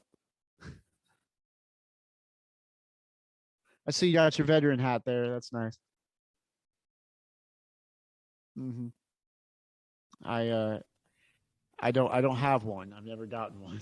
You never gotten a veteran hat. I refuse to. Every year I get a rookie hat. What? Why would you get a rookie hat? Uh, because in my eyes, this is just my opinion. The term veteran implies that you've seen and done everything, but the term rookie thinks that implies that there's still things to learn, and I think that there's always something to learn and get better at. Therefore, I always get a rookie hat. Because in my eyes, I always want to be a rookie. I don't want to be the best. I want to be learning. I always want to get better. So I do a rookie hat every year. So I want to have the mentality of a rookie every year, someone new. But that's just my. I got that from Spaz too. That's something Spaz used to do. So I've carried on that tradition. Wow. But I've never gotten a vet hat, and all the rookie hats I have, I've only kept one for my first year. But all the rookie hats I give away to fans, people who just love the event, because I don't need them all. But those are like cool little things that like a fan would take and be like, "This is fucking so sick." So I give them away to fans and stuff because I know they'd appreciate them more than me. Wow. So, do you have your rookie hat with you? It's somewhere in my hot box somewhere. I have my original rookie hat, but yeah, that's the only one I have is my 2012 hat. That's great. So, do you guys have haunts out there in this new environment? Yeah. They have little haunted houses here and there. Nothing like Knott's caliber, but I did a couple in October. they weren't great, but I respect the effort that people put into it because it's tough to put those things on. Yeah. And I wish I had a night off. I would have gone and scared for a night, but this is the first year, and I mean, besides 2020, I guess when no one did anything, this is the first year I haven't scared in God 10 years. Wow. So this was new to me. It was weird What? because I love scaring. Yeah. Like, what is retirement like for you now? It's the same as everyone else, I guess. Not and not worrying and thinking about haunt 24/7 like I used to. Yeah. Not obviously I used to be on Decayed Brigade. I left that many years ago, but Wow. again, the same type of thing. It's just a little time consuming for me, and there's some other things I prefer to do with my time. And I'm glad I can do that now, and I'm glad I didn't hang around long enough for my body to get fucked up. Because you see some of these vets who are like 20-year vets, like Jeff Starr, for example, whose knees just don't even work. God. Because they were sliding so much, and then didn't they were young, just said fuck it, Yeah. So I think I retired at a good time, but it's good. Retirement's fun, man. It's nice out here. I'm enjoying myself. It's finishing up school and building stuff and hunting and enjoying that. Yeah. I mean, Fun. a lot of farm animals, huh? Farm animals, yeah, we got some horses and whatnot, but we do a lot of deer hunting and turkey hunting out here. Fishing too. I do a lot of fishing. How's that for you? Do you prefer hunting or fishing? Well, I've done that for many, many years. So I love both. I'm a big wildlife guy, I'm a big nature guy. Right. So being able to do that in my own backyard because we have like 30 acres here, Wow. is really fun. It's easy to do. I can do it whenever I want for the most part. Yeah. And so it's nice. It's a good change of pace from not only haunt but California life in general. So I'm enjoying my time out here while I have it. That's good. Yeah. So, yeah, man. I mean, I don't know. I'll be honest with you. I mean, I'm not retired. I think I still got like 10, 15 years in me. Of course, that's what I say. Yeah. But we'll see what happens with the time. But if I was in your Right. position, I probably wouldn't know what to do. I'm like, it's October again. Sweet. Oh, I October. felt it. I felt it. Trust me. Sweet. When I was here watching people go and seeing Instagram, and I was like, man, I miss it. I miss this event because I like the positivity and the influence I think I can bring to it in some ways. I miss scaring. I miss the people. I just miss the event. And this is the first year I hadn't gone living in California. It's the first year I've only gone one time. I've never only gone once since I was a kid. I've gone like 2 or 3 times every year, or I've worked it. And this was the first year that I had not been at opening night, aside from 2001 up till this past year. I had been at opening night either scaring or as a guest every year. Wow. So that was kind of a bummer, but real life comes first, and these things aren't going to be who you are, and you got to learn to grow on. And once you go on and move on, you appreciate it more because you don't have it, and you can always go back. Haunt will always be there for you. You can always return. There's no expiration date on when you can go back. So I missed it. Yes. I'll be out here at least another year. And then from there, who knows, maybe I'll move closer to California to be able to work either Newcastle. But yeah, it's you got time left in you. I remember when I started when I was 18, or even before then, I was like, yeah, man, we're going to be lifers, bro. We're going to be there for 10, 15 fucking years. We're going to be there forever. And me, Wyatt, all the guys would be like, yeah, we're going to be there for fucking forever. We're going to be vets on Ghost Town, Slider vets. And then, real life intervenes. And then you have less time and less energy. It never felt like a job. It certainly always was fun. But some people like to leave when it starts to feel like a job. But it never felt like a job to me. It just took up a lot of time. And made me tired, made me very tired for normal life. And that was something that I didn't want anymore. So I retired in 2016. Came back to do The Last Dance, came back to be a cast lead, but I'm happy with the decisions I've made. Yeah, understood. So, we talked about the veterans, a lot of the veterans, Mhm. and one of them, I'm not. I mean, we are talking about is Wyatt. How long have you known Wyatt, and what's the I've story known there? Wyatt for. I met Wyatt. Well, Wyatt was doing YouTube videos for updates for Halloween Haunt. Really, the first one to do it. Yeah, He was giving Knott's a lot of free publicity, a lot of free marketing in a time where social media was just starting to get going. So they owe a lot to Wyatt. Whether or not they want to admit it, they owe a lot to Wyatt. yeah, But I met Wyatt because I was watching him on YouTube. And I was like, hey, here's a guy that loves Haunt. And then I saw the one year he got kidnapped and they gave him a free tour of Virus Z and backstage. I was like, this kid's so fucking lucky because I love this event. I've been going since 2000, but I didn't know there was other people that loved it like this. yeah. So I started to see him go to sliding practice with the monsters. And I was like, you know what? I'm going to hit him up. So I started making YouTube videos. Or well, I hit him up first and he encouraged me to make some YouTube videos and said, hey, man, like, I'm the only one doing this. Like, you should jump on and do it because you've been going longer than me. So you have a little bit of a different perspective. And we became good friends. And I tell people that we met as kids on the internet because I think that's a funnier way of saying. But yeah, I met him online when we were kids. Um, but we met in 2010. Right. So I've known Wyatt for 13 years now. Great friends. In fact, I was talking to him on FaceTime right before we started interviewing. Really?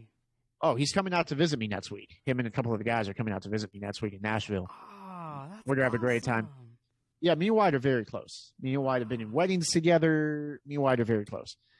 But I give him a lot of credit because he could just like saw me as a threat or like a challenger, and been like, I don't fuck with this guy. He's doing what I'm doing, but he welcomed me with open arms, and we became great friends. He invited me to slider practice, and we hit it off, and because we both loved the event. And going into 2011, him and I saw some kids on YouTube doing sliding videos. They called themselves the FM Sliders, and their videos are still up there, and they're great. And their names are Evan and Nick. And me and Wyatt saw them sliding on YouTube and we were like, no one else is doing this. No one else is making slider videos. Yeah. We should invite these kids to the rink to slide with us. Right. So we invited them to the rink, and we were all around the same age, and we kind of became the young guns. All these vets saw us, and they were like, these guys got a while till they worked the event, but they're all big fans, and they all hang out together. They all make YouTube videos. So we kind of became our own little posse, me, Wyatt, Evan, and Nick. And we became friends with all the monsters through sliding practice and got a lot of insight and got a lot of sliding practice down. I mean, fuck, I when I think of some of the best sliders, I've seen them at practice, and my friend Evan especially, and only our friend group will believe this, but my buddy Evan, who never worked the event, never ended up working the event, great guy, love him. He's coming to visit me next week too, but he was great at sliding, and man, I'll tell you, that kid for 16 years old could jump 9 people. He is to this day the best slider I've ever seen, and I saw him jump that. I saw him jump 9 people at 16 years old, and if he would have kept going, there's no doubt in my mind he would have been the best slider to ever touch Knott's. Yeah. But he just decided it wasn't for him. He didn't want to work it. Took up too much time. But anyway, yeah, so we kind of became the young guns. And during that summer in 2011 and the summer of 2012, every single weekend, man, Fridays, we would get out of school. One of the moms would pick us up and go to slider practice every Friday. And then Saturday, the next day, same thing. Mom would pick us up and we would all go to Knott's. And we'd have that season passes. So every Friday, slider practice, every Saturday, Knott's. And that was like every weekend in the summer for 2 years. And those guys are my brothers, man. I love Evan's getting married this year. It's we have some great memories at Knott's and at Haunts and at sliding, and we all kind of came up together. And White's the only one that ended up working with me, but Yeah, that's how I know Wyatt. Wyatt's a great guy, great monster, one of the funniest guys I know, and he's like my brother. Like he's like he's like my brother. Yeah. You know, Yeah. I watched his videos too. I mean, Did you? yeah. A lot of people did, man. He's the OG. His YouTube's still up there. I'm like, man, you know, it's like going through a time machine. You know, you're just looking at all the, you know, older past veterans, and you know, you're just seeing how the event has changed. And I'm like, man, that's awesome. This is great. I often think about what it's like from your guys' perspective, or like newer monsters coming in, coming across those videos and getting either inspired or motivated, or like just watching them for nostalgia. Because when we were coming up, like we didn't have that. Like we didn't have videos aside from Art and a guy named Skidda. Right. Watching the event and old TPA videos. And I remember I used to watch those religiously. Those old TPA 2004 videos, and been like, this is the haunt I love. I can't wait to be a part of this. And I got to be. I lived out my dream, and I was very happy about that. But now you guys get to have more accessibility to it, which is awesome. And I think so cool. Now I see all these haunt podcasts and all these haunter updates. Like, it's so badass. Like, that's so awesome. I wish I had that when I was a fan, to listen to all these monsters talk, to listen to all their perspectives. Like, that would have been so insightful. So it's awesome that you have a platform where you get to do this. And Lucio does it too, and the Nights of Horror guys do it. Like, it's so cool that you guys do this. I think it's so badass. It's great. Yeah, you know, obviously, I'll be honest with you. I mean, sure, I have my own podcast, but I probably, I mean, I'm just saying, in case when Lucille or the other guys are watching, they're like, oh, he's a monster too, let me interview him. I mean, I wouldn't mind doing an interview with them, but, you know, honestly, you know, like I said, I don't mind doing interviews, but, you know, I don't, it's not really me. I don't really care, like, to do an interview. You like to be behind the mic and doing the facilitating and the interviewing. Yeah, but, you know, I wouldn't mind being interviewed as well. But, you know, it's much more funner to interview, like, people who past and present, like, had an experience. And, you know, it's crazy, like, to just hear all these stories, you know. I got a bunch of stories that have gotten me almost fired many times. But that's the fun of the event, you know. You get those stories of things that you shouldn't have done, but you got away with somehow. I never got fired. I almost did. I got really close to it. I had pasta screaming at me one night, but I made it. I made it through. And her and I still joke about that. But I've met some great people, man. I'm very fortunate for the years that I did work, and some of what I consider the golden years of haunt. You know, 2012 to 2016. Right. And to do it with Wyatt, you know, by my side for a couple of those years, and all the great people I met, Lucio being one of them. And Lucio's going to go down in history as being one of the best monsters ever. Right. Yeah. And I remember Lucio coming into haunt as a rookie, not knowing anything, not knowing how to do shit. And he's like, hey, you know, can I run with you guys? And we were like, absolutely, dude. Showed him a bunch of stuff, and he took it and got even better and better and better and became what he is now. Yeah. Just a great monster in any zone, which is phenomenal to do. So, but his podcast is good too. All you guys are different, unique in what you bring to the table. And I've done all, you, Lucio, and Nights of Horror. I've done all three. Wow. And I mean, I'm honored to be able to be a part of it. To be a part of yours too. And I see next week you have like Naomi on, or the next time you're getting Naomi on. Is that correct? Yeah, so I'm going to Mexico this week, so I'm figuring that out. But I got who I got? I got Neil from Carnival, Teddy. Okay. I got Teddy, and I got Teddy, and then I got Granny coming on here. So, you know, it's gonna be a great time, you know. Some Carnival monsters, huh? Carnival monsters. Yeah. I love talking to people who are currently working the event, because I like to hear how they see it through their eyes, because it's different now going through it and then coming out the other end and seeing things from a different perspective, and also being a cast lead, you see things from a whole different world, Yeah. you know. Right. But yeah, you know, it's the event wouldn't be the event if it wasn't for people like you and like, you know, Lucio, who are publicizing these things on YouTube or whatever Right. for people to listen to, man. Like that's how you gain fans for the event. So you are doing a lot for the event just by what you're doing. So Obviously. you should be very proud of yourself for that. That's awesome. That's really rad. Well, thank you. I appreciate Yeah, it. dude. Well, credit where credit's due. You know, it's you know, Wyatt. I saw Wyatt brought a lot of people into Haunt Yeah. from watching YouTube videos, and he never got the credit that he deserved for that. So when I see people doing things like that, I give the credit because you guys do deserve that. Oh, thank you. I appreciate. Like I said, I really appreciate it. Yeah, man. Of course. I look forward to coming to see you scared next year. Now I'm the fan. Oh, there it is, man. I can't wait to see. Can't wait to see you as a guest now. I'm the fan, man. I come and I geek out watching you guys. Like, I love it. I love that event. Yeah, it's a great event. Mm-hmm. It's perfect.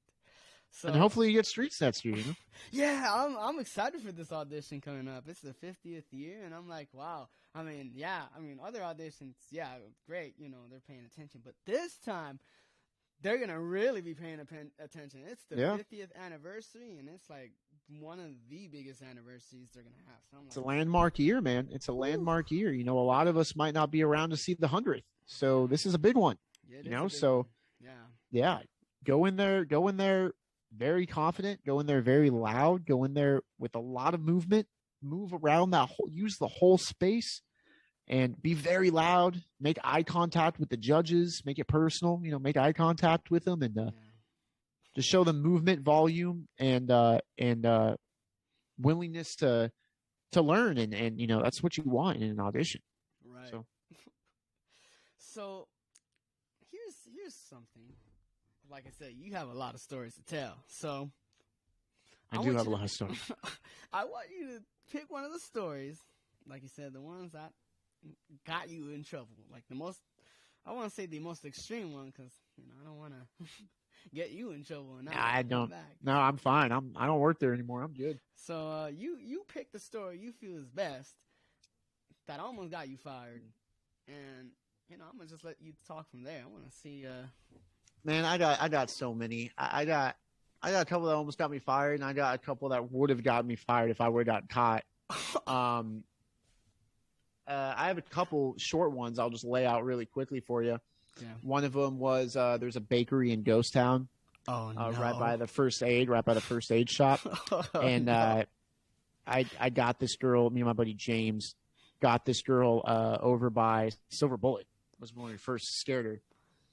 And she took off running. And if you're gonna run, I'm gonna run. Because you are not gonna outrun me. I will be on your ass. And so she took off running. So I was like, game time, here we go. Boom. So we chase her and we're screaming and hitting our gloves and sliding after her and yelling. And I'm basically running alongside her because I'm like, you're not going to outrun me. Like, so she runs and thinks that she's safe if she goes into the bakery. So she runs into the bakery. Right. Man, I look at James. I'm like, fuck it, dude. I jump into the bakery. I go into the bakery. Boom, jump on the ground. It's tile on the ground. Boom, jump in, slide, jump up at her. And she's right there. And everyone in the bakery is watching. And all the people are watching. And the girl at the cash register is watching. And I'm screaming in this chick's face. And I'm like, I'm going to be under your bed tonight. I'm going to be in your closet. I'm going to, I'm going to be in your nightmares. And she's just like, she's like 13. And she's like wide-eyed crying, like freaking out. And I'm like right on top of her, basically like slobbering on her head. And she jumps. I'm like, there's nowhere to go. And she jumps over the counter to the back of the bakery and is flailing her arms and hits a whole pan and a whole bunch of like donuts come falling down onto the ground. And she's like knocking over shit. And the manager comes out and the manager's like, no, fucking get. And I'm like, all right, it's time to go. So I scooted. And me and James didn't get in trouble for that. Wow. That's one thing we did. I've ridden all the rides in Ghost Town, Pony Express, Ghost Rider, Silver Bullet. I've ridden all those multiple times. I'm sure I get in trouble for that. But one of the times I got in trouble, I was in an active ride area. I jumped the fence where Ghost Rider was to get some scares. I jumped the over the queue line to hide in the rocks where the queue line is outside of the tunnel. Yeah. To get some scares. And I didn't know that that's considered an active ride area. And one of the employees saw me and stopped the ride thinking I was a guest. And I was getting some great scares. I didn't think anything was fine. I thought everything was fine until my cast lead came down. And he was like, "What the fuck are you doing, dude?" They had to like emergency stop the ride because they thought someone is like, So that was good. That was a fun time. And he was like, "I should write you up, but I'm not going to because you were getting good scares." And I was like, "Thank you." Great time. Another time, I scared a girl. This was at the end of the night, one of the nights. Scared a girl, chased her from, I want to say from like the schoolhouse all the way to Camp Snoopy. And I chased her and she fell into the fountain in front of Camp Snoopy and I jumped right in the fountain with her. I jumped right in that thing. I was up to like my shins. She's laying on her back, completely soaked, completely in the water, freaking out. And she goes, I'm peeing. And I said, good, I'm getting in with you. And I jumped in with her. And I'm like splashing water on her face. And I'm like, I'm going to drown you. I'm your worst fucking nightmare. And she was not happy about that. She got out soaking wet. I got out soaking wet. But that was a great scare. That was a good one. Because she didn't expect me to get involved. To get involved like that. Oh man, I got so many stories. The one I got the most in trouble for though was doing the VIP maze, which is kind of something I took from Spaz. Spaz had been doing it for a long time at Camp Snoopy, and then he brought it to Ghost Town, and then when he retired, I kind of took it over. Yeah. And now the VIP mazes kind of have a bad rap. Like, don't do a VIP maze, you'll get fired. It's kind of like the whole thing now. And that's because of me. We did a VIP maze my last year in 2016, and I kind of took the rap for it because I kind of helped orchestrate it, and it was not permitted. And we got in trouble, and I got yelled at by Pasta, and I got yelled at by Rafi, and I got yelled at by like the CEO of the park. And but I got my rehire card and I made it back. There it is. And that's here. And then this past year, I did a VIP maze again. I didn't get any permission. I just did it because I had to do it. I was going out on top. My buddies didn't care if we got fired, and we weren't doing anything to like damage property or like to hurt a guest. We were just having a little fun. Yeah. So we did a VIP maze this past year, and that was a great time. But yeah, just going and scaring. I've scared in a bunch of mazes, just run in there in costume and scare for a couple minutes. I've done that many, many, many times. I have one story that I won't tell because I think that will actually get me in trouble. Okay. So I won't want to tell that, but my buddy James knows that story, and that was a good one. But I think I will get in trouble if I tell that one. Yeah, I don't think they'd be happy to hear that story. We'll save that for after the interview. Yeah, that's a good story though. That's a good story. But man, just one time I was scaring with Gary. A lot of my stories come from Gary because me and Gary have very much like we'd see something happening and we just go, fuck it. We scared this girl so bad that she jumped on the back of her boyfriend and started slapping her boyfriend's face saying, run, fuck this, I'm fucking scared. So her boyfriend took off with her on her back. So I jumped on Gary's shoulders and we started chasing this couple chicken fight style. I'm on Gary's shoulders. She's on his shoulders, and she's slapping him like they're chasing us. And we're running after her, and we're like, we're going to kill you. Chicken fight. And this guy runs right into a pole, and she smacks her face on this shit. Falls over, and me and Gary go, okay, time to go. Another thing me and Gary did, which this is one of my favorite memories too, the hanging back when it was in Calico Square, where originally was at. The hanging would, it goes on at the same time every night. And one of the nights on a Saturday it was super crowded. And we were there. We walked by doing one of our laps, and there was a big crowd there. Maybe about 10 minutes before the show started, they were getting ready, and there was a big crowd there, waiting for the show to start. And in the front of the stage, between the stage and the crowd, there's a barricade of like wooden fences. So Gary goes, "Hey man, let's mess with this crowd." So I was like, "All right, I'm down." So we jumped on those wooden barricades. So we were standing over the crowd, and we divided the crowd right down the middle. And we started having them scream insults at each other. So we had a crowd divide right down the middle. And in my side, I was like, "All right, guys, on the count of three, you're to point at them and yell, 'Suck it.' 1, 2, 3." And the whole crowd's like, "Suck it." And then he got his side of the crowd to be like, "All right, on the count of three, you're yell, 'Yo, mama.' At 1, 2, 3." And they're all like, "You're mama." And we were yelling insults back and forth at each other, having our whole crowd of like 110 people screaming back and forth to each other. And then we got him to start singing back and forth. We got him to sing like, "I like big butts and I cannot lie." We got the whole crowd singing, and then we ended it with having a crowd get in the middle and a couple people do a dance battle. And so that was a lot of fun. Wow. That was just one of those things that just, you just entertain the crowd, and you got them in your palm of your hand. So just have some fun, give them a memory, Yeah. But, yeah, dude, a lot of memories. My longest chase clocked in at about 2.5 miles. That was my longest chase on Ghost Town, me and Gary. We chased that girl for 2.5 miles. Wow. Yeah, man, it's Ghost Town. There's always some shenanigans and always some fun to be had, and usually I'm behind it if I'm out there. But I'm still scaring hard, still scare my ass off, but I like to have fun too. Oh man, that's great, dude. Just hearing all this, man, it's great. I love to hear stories from people. I love to, just sit. Yeah, I think we got some of the crazier ones from the most recent years. Older vets than me have some insane fucking stories where you're like, how do you even get away with that? Yeah. You won't get away with this stuff like that nowadays.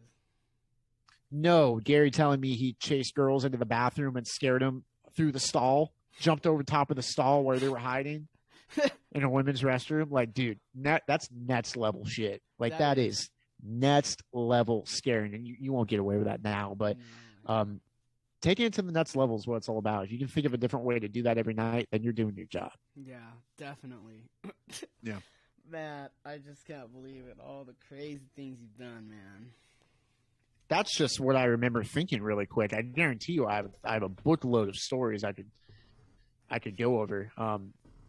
Oh man, I got stories on stories. But that's what makes it fun, You sit there with some people, you start reminiscing, and you're like, "Damn, that was a good time. That was a good moment in our life." Yeah, definitely. So quick question, because it's saying 10 minutes again. I want to know how much time you got left in you. Oh, I mean, I'm fine as long as you want to. As long as I'm here for you. We've postponed this long enough because my schedule's crazy. So I'm here to accommodate you. Whatever time limit you want to go for, I'm here. Oh, don't worry. I think I know. Because I don't want to keep you too long. So I think another hour would be good or so. Hey man, if you got questions to ask me, I'm here to. I mean, I'm fine. I am 2 hours ahead. It's midnight for me, but I'm here to answer any questions you have, man. So that's fine with me. All right, cool. So we're gonna just utilize these next 8 minutes, because why not? Because sure. Because I don't know what the deal is with this. What is this Zoom thing? I don't know. Zoom. Yeah, I don't understand it. I don't know why they. They want you to buy. They want you to buy their products, package. Yeah. Yep, exactly. They want you to purchase into their world. Yeah, they want you to pay a crazy amount just for something I can do on Facebook. Right. Exactly. I don't know. You could be more accurate. That's exactly. This could be a free thing. It was free during the pandemic. Exactly, but now they're just pushing their limits. Right, now they're getting greedy. Yeah, correct. Speaking of pushing their limits, I want to just take the time to tell everybody that today's video is with our sponsorship, our new sponsorship, W Energy. Great product. Try it out. Buy some of their merch. If you use my code TryHardHeavy at checkout, you'll get 10% off their products. I guarantee you. There you go. I'll guarantee you get the best out of it. It's those energy drinks? Yeah, those energy drinks, man. Yeah, there you go. Use this code and buy some energy drinks for Haunt next year, guys. Yeah, exactly. Get you through the night. Yeah, if you're not a monster person, then try this. Best quality. It's all natural. Take it, try it out. I wish I would have had that during haunt. I've never taken an energy drink during haunt. I've never drank coffee or anything like that. All my energy's been natural, but something like that sounds great. So Yeah, so if you want to go 3 hours or you want to go 7 hours like my friend Aaron Frame without taking a break, then I yeah, sincerely I don't advise doing that. I like don't hurt yourself. You know. don't do that. But if you want to, if you want to last that long, I guarantee you should try, W Energy. I think they're a great product, and yeah, Sure try it sounds out. like it. Sounds delicious. It sounds delicious. But Everyone should go use his code to buy. there it is. But so with these 5 minutes, Yes, sir. the most important question of all time. Okay. is Okay. How did you adopt the name Fidget? I man, most things I do, I'm just gonna tell you right now, most things I do are non-traditional, and most things I do are very much different from kind of the status quo of haunt history. Yeah. I never got that name. I picked out that name for myself. Right. I did not I'm not a big believer in the whole nickname thing. I mean, I believe that nicknames are important when it comes to haunt, because you need to be able to address people without being like, "Hey, Aaron," in front of all the guests. You know, you gotta be like, "Hey, Fidget," and that makes sense, right? Yeah. But as far as the whole, and haunt used to always be like, "Oh, you earn a nickname, and then 3 vets approve it. It has to be approved before it's your nickname." I don't believe in that. I think that's stupid, personally. Yeah. I just think it's like who fucking cares? It's your character. Say whatever the fuck you want your name to be. And furthermore, it should be something cool. Like I would hate if someone like told me, "Oh, your name is, like a-hole or like penis face or whatever," and then be like, "Oh, that's your name. We approved it. That's your name. That's your name now." Like, come on, dude. Like, what are we, 12? Like, I'm gonna call them. So people were pressuring me to be like, "What's your name? We're gonna give you a name if you don't have a name." And I remember Spaz was just like, "Dude, what do you want your name to be?" And I was like, "I think Fidget sounds cool." He's like, "You're Spaz, and you're a Spaz out there." I'm like a fidget. I don't stop moving. I'm always fidgeting around. He's like, "Okay, go tell him Spaz approved your name, and they're not gonna say shit to you." I was like, "All right." So when the people were asking, I was like, "My name's Fidget," and they're like, "Who approved it?" And I'm like, "Gary," and they're like, "Oh, okay." 3 vets need to approve it, and I was like, "Gary's been here for 20 years, so fuck you." he approved it. But after a while, I just started going by the Possum, because that was just my name of my character. It just made it easy for people to see me and be like, "Possum, Possum Boy, Possum Party." That just made more sense. So that's what I went by more often than not. But I don't really ever go by my nickname. People call me Aaron because that's my name. I like it better, personally. But that's how I got the name, I guess. I gave it to myself. I'm self-named. I love it. I love that. Yeah. You don't see many of that anymore. No, and you should. I've always, when I asked rookies, because I've had a couple rookies come up to me and they're like, "Hey, I need a nickname for my jersey," and I would just tell them, "Hey, what do you think is a cool name?" And they're like, "Oh, this." They'll give me a couple names. I'm like, "What do you think is a badass name? What do you think embodies who you are as a character?" And they would tell me, and I'm like, "Cool, approved. Fucking go tell whoever that it's approved." Yeah. And if they ask who, just say Aaron approved it. And if they give you shit, have them come talk to me. I approved it. Whatever you want your name to be, I approve it. That's perfect. Not that you need that, but Yeah. Because the stupid names are just like fucking. Come on, like that's dumb. Like I've seen people get bullied for their names getting picked out, and I'm like, guys, come on, like this isn't high school. Like, let's go skate. Come on, get creative at least. Come on. Yeah, no, I've seen people get bullied and they're like, "I hate my name, dude," but they won't stop calling me that because this is my name. They gave it to me and they approved it. What can I do? And I'm like, you can tell them to stop. What the fuck are you talking about? Yeah, you can get your name approved by someone else. Go out there. Yeah, or just don't get your name approved. Yeah. Yeah, just be like, "This is my name." And if they ask you approved it, you'd be like, 3 vets. Who? 3 vets. Mind your business. Who fucking cares? I already got my approval. You don't need to know who it is. Right. So I always approve everyone's name. Not that they need it, and I tell them they don't need it. But these rookies are always like, "I need a name." And I'm like, "Okay, pick your name and just tell them I approved it for you, There it is. because it's up to you. You know, Yeah, it ultimately. it truly is. Do you have a nickname that you enjoy? Not yet.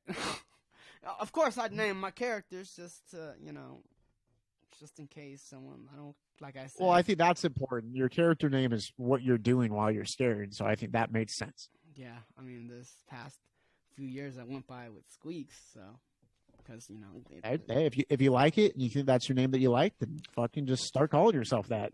that's Just what I introduce did. yourself. I This mean, is my name. yeah, because I mean, I called it that because I mean, with the character I was, I had this, oh, you're not gonna The tell me how squeaker. many seconds. Yeah, like I did a voice where it just sounded like.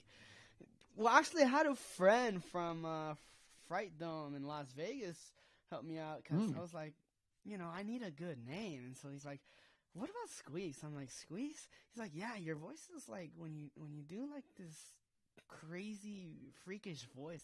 It's like the voice for this character sounds like it squeaks." I'm like, "I love that. It's perfect." There you go. So, Boom. so Done. There you go. but as far as a haunt name, nameless right now, but who knows? We'll Mm. find out. We'll see Whatever what you think is a cool name, dude, just give it to yourself. That's your name. there it is. Yeah, So you don't need to be approved.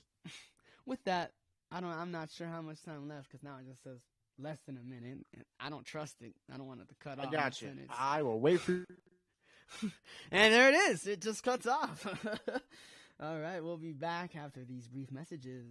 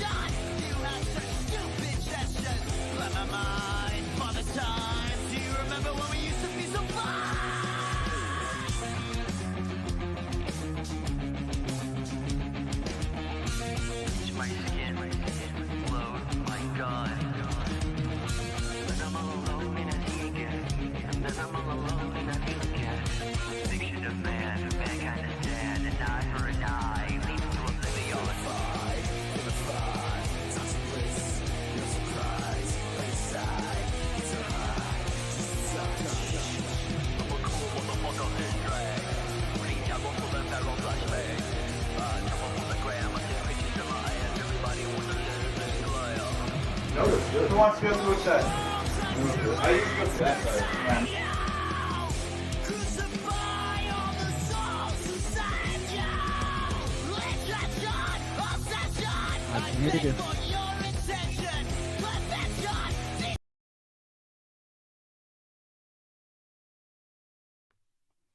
All right, we're back after that brief intermission. We're here with our good pal Aaron Frame because he's a wonderful guest. Thank you, I appreciate it. We were just talking about the good old times and everything else, and it's great. And like I said, with less than a minute, it cut off mid-sentence, but not great. How you're talking, and then Zoom decides, yeah, no, you're not gonna finish this sentence. Yeah, Zoom will do that to you. Yeah, thank you, Zoom, for going back to your old ways. We don't appreciate that, but it is what it is now. Well, I encourage you to develop your own hot name and be the monster, the character that you want to be. There it is. That's what I wanted. Nice piece of advice there. I wanted you to finish that encouraging sentence before, Man, that's what it's all about. Encouraging your fellow monsters to be independent and, to think freely and to have the best fun that they can have at the event. Awesome. In fact, since it was Dark Ride's last year, I got a few little presents. Oh, did you get some stuff from the haunt sale? Oh, yes, I did. You want to see? Very nice. Sure, yeah, sure. All right. So stay right here. It's in the other side of the room. I won't go anywhere. I'm locked in. Okay. Let's see. All right. Everyone go use his discount code to buy things. It's important. Good kid. Cares about the event.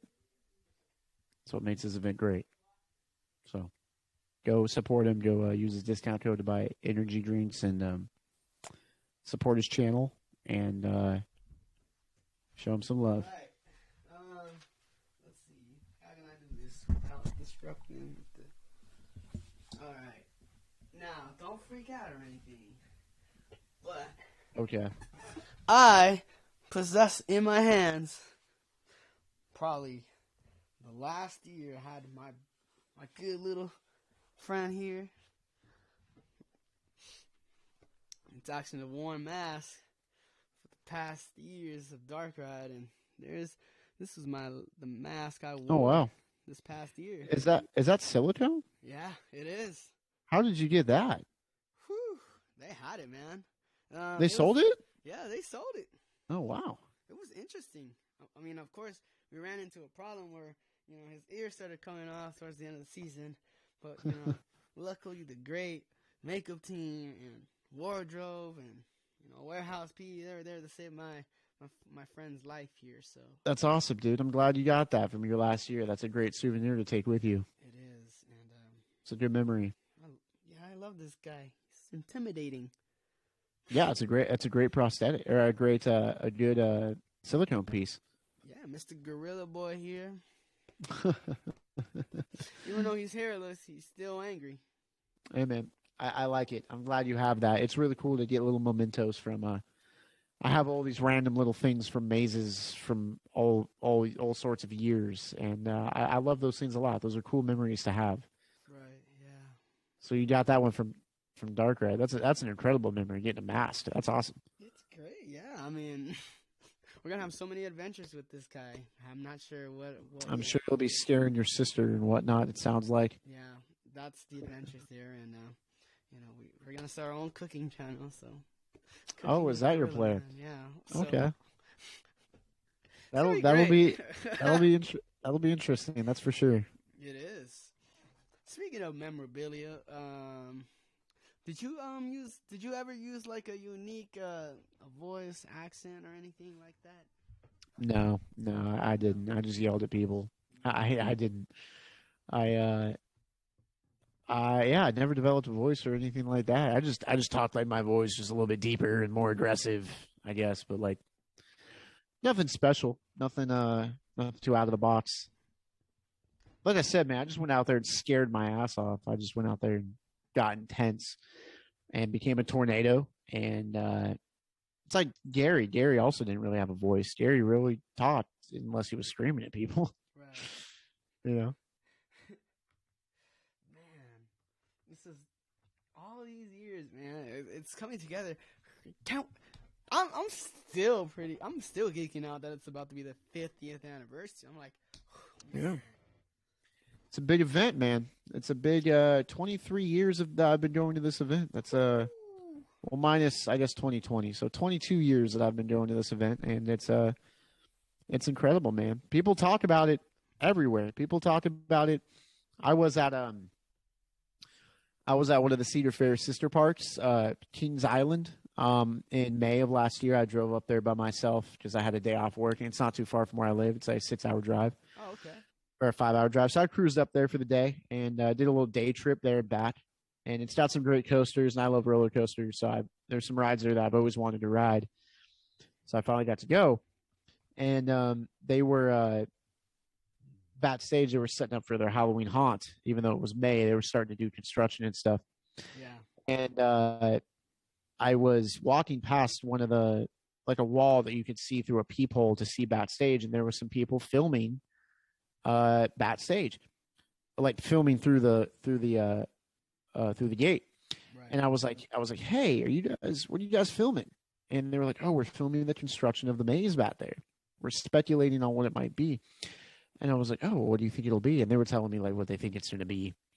And I was like, that's cool. Do you guys come every year? And they're like, yeah, we're big fans of the event. We love it.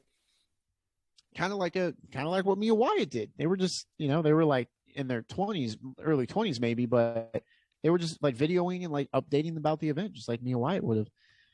And I was like, yeah, you guys come every year? And they're like, yeah. And I was like, what's your favorite maze? What's your favorite scare zone? And they were telling me all the stuff they love about the event, which is cool, And I was like, yeah, I worked I kind of told them my brief history at Knott's. I was like, yeah, I worked a total of 6 years in Ghost Town at Knott's as a slider, and was a cast lead for the paranormal maze at Knott's Scary Farm in California. And they were like, dude, like that's the OG. We've always wanted to go there. Like, it just goes to show you, people all over know about Knott's. People know about Halloween Haunt. Like, that is a historical event. It is. So to be a part of the 50th of something that's that influential and that important to a lot of people is going to be a great experience for you. You're going to have a great time. Yeah.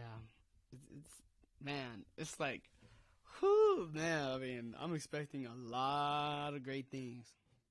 Yeah, I don't know, man. They got a lot of expectations sitting there on the table, and they might follow through. They might not. It might just be another year. I don't know, but I don't know. We'll see. They're starting to plan it now. Whatever they're doing, I'm guarantee they're talking about it right now. Yeah, I mean, even before Haunt ended, it's like they started teasing the 50th. I'm like, whoa, okay, we're already teasing it. I'm excited now. You got me enticed. It's got to be different. It's got to be something that separates them from the Halloween Horror Nights and the Fright Fests. It's got to be something that separates them from the pack. Well, I mean, go ahead.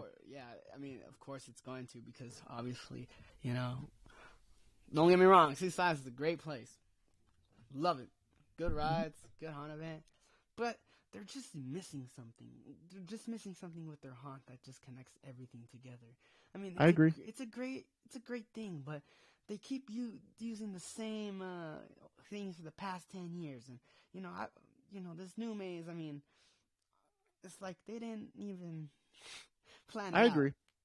I agree with you. Checked out some of the YouTube videos, and it was just walls and smoke, and I'm like, hey, there's nothing wrong with that, but still, there needs to be a little theme here. Yeah.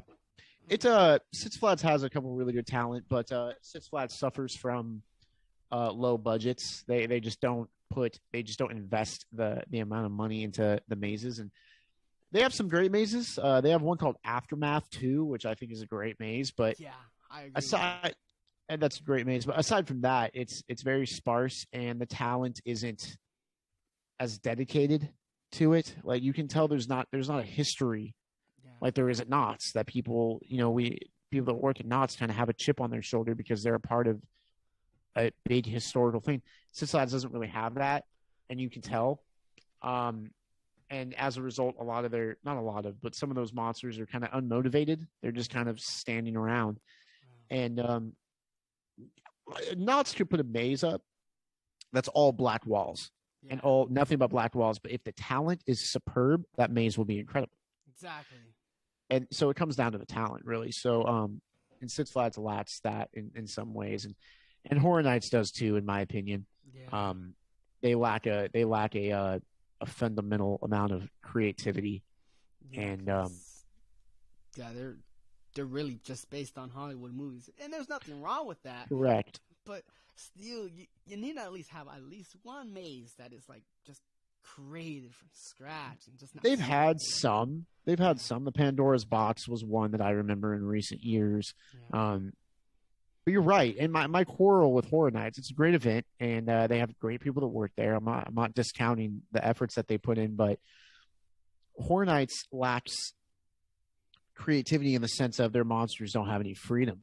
Yeah. And because all their monsters are playing roles in mazes that are a part of movies, and they need to be in a specific room because they're a part of that movie. And I really think I would hate to work that event personally, because one, none of the mazes make sense to me because I don't watch horror movies. I haven't seen any of those horror movies that they do. Yeah. Halloween, Texas Chainsaw. I've never seen any of those, so I don't really know what the fuck is happening in these mazes. Yeah. It's lost on me. I just go and look for the talent. Like I watch the talent and see how they scare, and the talent just pops in and out of a hole in the wall. Yeah. And I would be very discouraged if I was working Horror Nights and my character was Michael Myers number 7, and you are in this room and you pop out and go back in and you look the same as everyone else. Wow. And that would be so fucking boring to me. Like that'd be like a job. Yeah, I mean, why would I want to be number 7? Right. Why number 7 out of everybody? Why Right. What specifically does 7 have to do with anything? And like, you're one of a bunch of copies, there's nothing unique to what you're doing. Yeah. And Knott's offers that. Knott says, here is your room in a maze. Here's your unique mask. Develop a character, develop why you're here, and this is your room, and get creative. Or you're on streets. Here's your character, or you're developing a character. Why are you on Ghost Town? Why is your character on Ghost Town? You have free reign to do what you think is necessary to get a scare. Yeah. And you just don't have that at Horror Nights. And that event is a little bit more rated R, which I appreciate that they're willing to push the boundaries with gore, and cursing and things like that. They're not afraid to push that. Yeah. And I think that makes them a little bit more appealing to older, more mature crowds. Yeah. And Knott's needs to change that. Knott's needs to not be afraid to push the envelope. They need to get some gory, very dark shit at that event to make people go, fuck, well, these guys are like they're heavy competitors. Oh, yeah. When I was coming up in the 2000s, no one gave a fuck about HHN. Like, Knott's was the place. Yeah. Knott's was the place. Yeah, it was. I remember in 2004, I was standing in line for 13 Outs Murder Manor. Blood Bayou. And I was standing behind 5 people. I came to find out they were all Japanese. But obviously they were speaking some sort of a Asian language. And I asked them, I was like, hey, do you guys, they were talking, it sounded like they were talking about like the maze. Yeah. And like they were afraid or whatever, and they didn't know if they wanted to go in. And I was like, hey, have you guys been through this maze before? It's actually a really cool maze. Blood Bayou, which is my favorite maze of all time. Yeah. And they told me, we started chatting, and they told me that they flew here all the way from Japan because they had heard about Not Scary Farm, and they wanted to go because they don't have anything like this back home. Yeah. And it was the biggest and best in the world. And they came all the way across over the Pacific Ocean to come to this event. Wow. So people love this thing. It's got a cult following. People that love it. And Knott's needs to, bring back the season passes. Yep. They need to bring back the season passes. They need to take off the chaperone rule. I don't agree with that personally. I don't think there should be a chaperone rule. I think that's stupid in my opinion. And they need to take up not limit cap space. They need to crowd that event and they need to put more money that they get year round into making another maze. They need to kick it back up to where it was. It used to be at 13 mazes and 2 rides, and now it's at like 9 mazes, and they don't even theme the log ride or whatever, or the mine ride. They don't even theme the mine ride. Yeah. It used to be 13 mazes, and they would theme the mine ride on the log ride. And that was great. Those were the great times. Yeah, I really love the, watching the mine ride and log ride. I really love seeing those themes, like with actors and just. Oh, yeah. Watching the talent go at it, it's great. Right. Oh, it's terrific, and they need to kick that back up. They need to ramp up the mazes. They need to get back to 13, and they need to not be afraid to offend people. They need to make mazes that are gory, mazes that are dark and creepy. And I'm not saying do some like satanic shit or anything like that, but they need to be like, they need to amp up the blood and the gore and be okay with monsters being a little bit more provocative. If a monster, feels like their character is someone that needs to be really intense and say really intense things, and let them do it. Let them do it.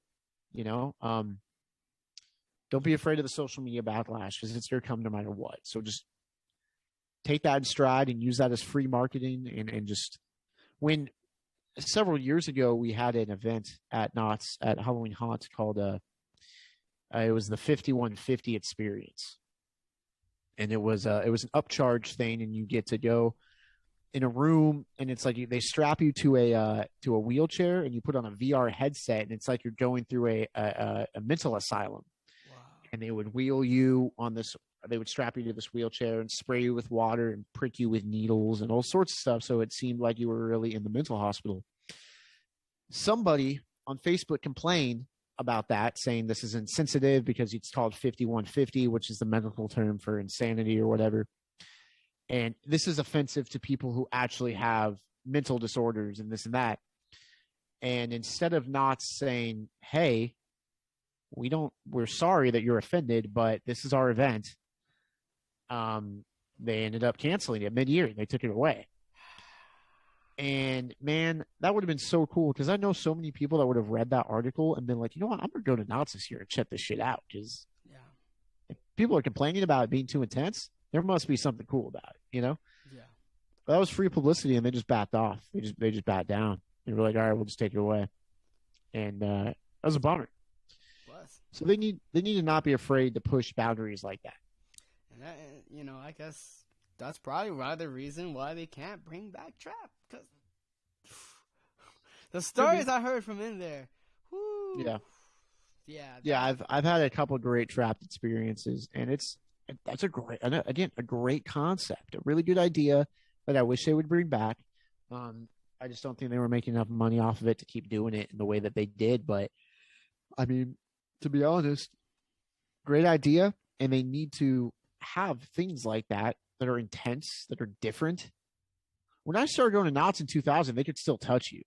Yeah. And that brought a different, they're not going to hurt you, but just knowing that they could. Yeah. I mean, I don't know if you've heard it. I've definitely heard it from guests throughout my life. Guests coming up being like, can they touch you here? Are they allowed to touch you here? Can they touch you here? Because they still are afraid of that. That is a fear of guests, just for some reason. I wish Knott's would take that rule away. They're never going to, but I've touched my fair share of guests, which sounds wrong, but I've done that. Just because it takes it to the next level. They go, oh shit, this person's gonna touch me. What the fuck? Yeah. But yeah, I hope Knott's gets there, because they definitely have the ability to be better than any Halloween event in the world. And they just need to be a little bit more unafraid to push boundaries and to give monsters a little bit more free reign, a little more permission to do things. Yeah. In my opinion. I agree. I agree with everything you just said. 100%. Oh, good. I'm glad I spoke to you. But SeaWorld, I mean, yeah, their first year wasn't great, but I think they're learning. SeaWorld, man. I haven't checked it out, but from what I heard, It's improving. Year by Well, that's year, it's good. getting better. So They missed a big opportunity at that event to not call it Shambu. They should have called it Shambu. yeah, That would have been a lot funnier. it They, was. whoever that was a better name. They should have thought of that. Shambu would have been a great event. Shambu, I love But it. they all these events are taking the blueprint from Knott's. Like Knott's started what it is to be a theme park Halloween attraction. So if I were Knott's, I'd be slightly offended that we're coming up on our 50th year and we haven't won the best event for the last 4 years. Like we're losing to Scarowinds, we're losing to both Horror Nights, both in Florida and here. Wow. We're losing to Disneyland for best Halloween event. Like, come on. Disneyland, That's- they don't even have anything. Well, they do the spooky trick or treat thing. But that.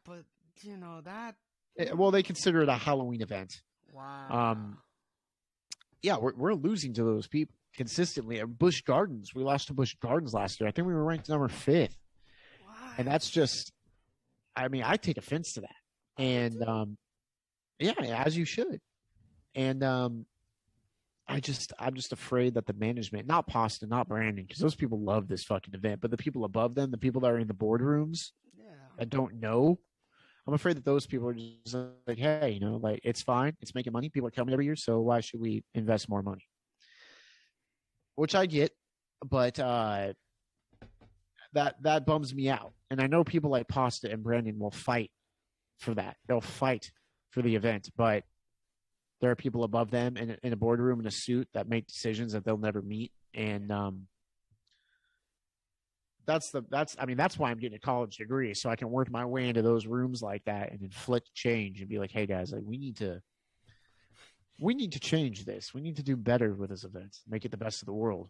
Yeah, we gotta stop, getting soft every year. We gotta stop backing off. We need to get in there more. Yeah, they need to change up their social media marketing. They need to do a couple different things, in my opinion, to change. They need to do, Thursdays where you can bring a friend or something. Like they need to do more to get people to want to come. Yeah, because 17 door, man, they don't care. They're like, oh, right.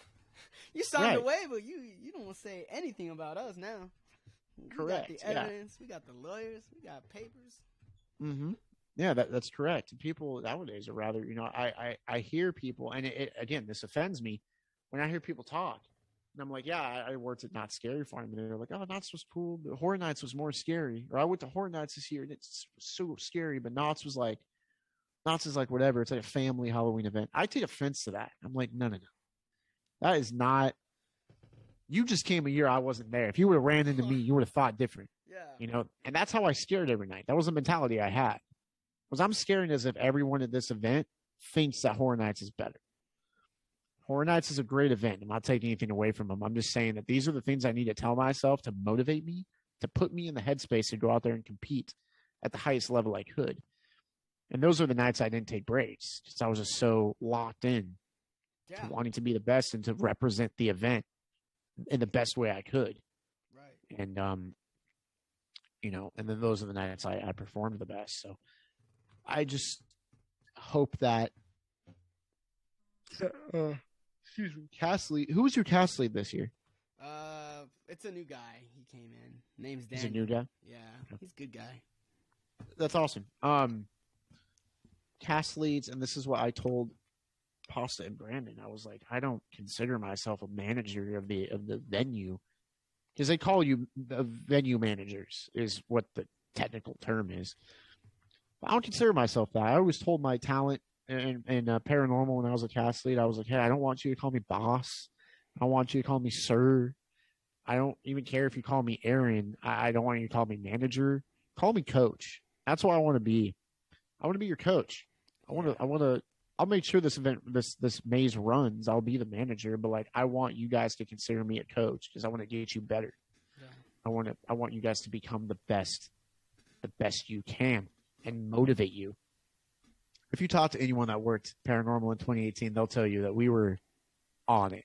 We were on fire, and I think we had 52 maybe or 48 talent in that maze total. That's how many monsters we had, and out of 48, I hired 27 rookies. So more than half were rookies. And we still won Maze of the Year because I coached them, and they were willing to be coached, and they were willing to listen. And I was on their side because I know how it is to be a monster. And, man, out of all those people, like, most of those people from that crew that went and auditioned for Streets got it. Yeah. We had a great fucking staff. That was like a once in a lifetime staff that we had in that maze, and I was very lucky. But I handpicked them all because I knew that they all could be great, and so I hope that's what Ghost Town and Goring and Dark Ride or whatever mazes. I hope that they have people who are less willing to be managers and more like less willing to think of themselves as cast leads and want to think of themselves as coaches. I think that will change the dynamic of that event. Yeah. If your manager, instead of coming up saying, hey, here's what we did wrong, here's what we got to do better, let's go have a good night. Yeah. Instead of that, if you get people who are like, hey, let's gather around, let's get some motivational speeches, let's put on some music, let's get fucking pumped because this Saturday night, this is prime time, baby. Right there, right here, right now. This is the game. This is what you practice for. Friday, Saturday nights, that's fucking prime time. There it is. Let's go out and show them what the fuck we're about. We are not scary farm. We're the one and only. You are here this year. No one else around the world is sitting in your shoes right now. You are a part of this. Let's go out and give it your fucking all. You're alive. You're just living in the moment right now, right here. Right. Yeah. There will never be another Haunt 2022. So while you're here, there is never going to be another Haunt 2022. There never was. There never will be. There's only one, and that's this year. And you're a part of it. You're a part of the history of Haunt 2022. So what are you going to do to make your imprint on this event? Because you are in this.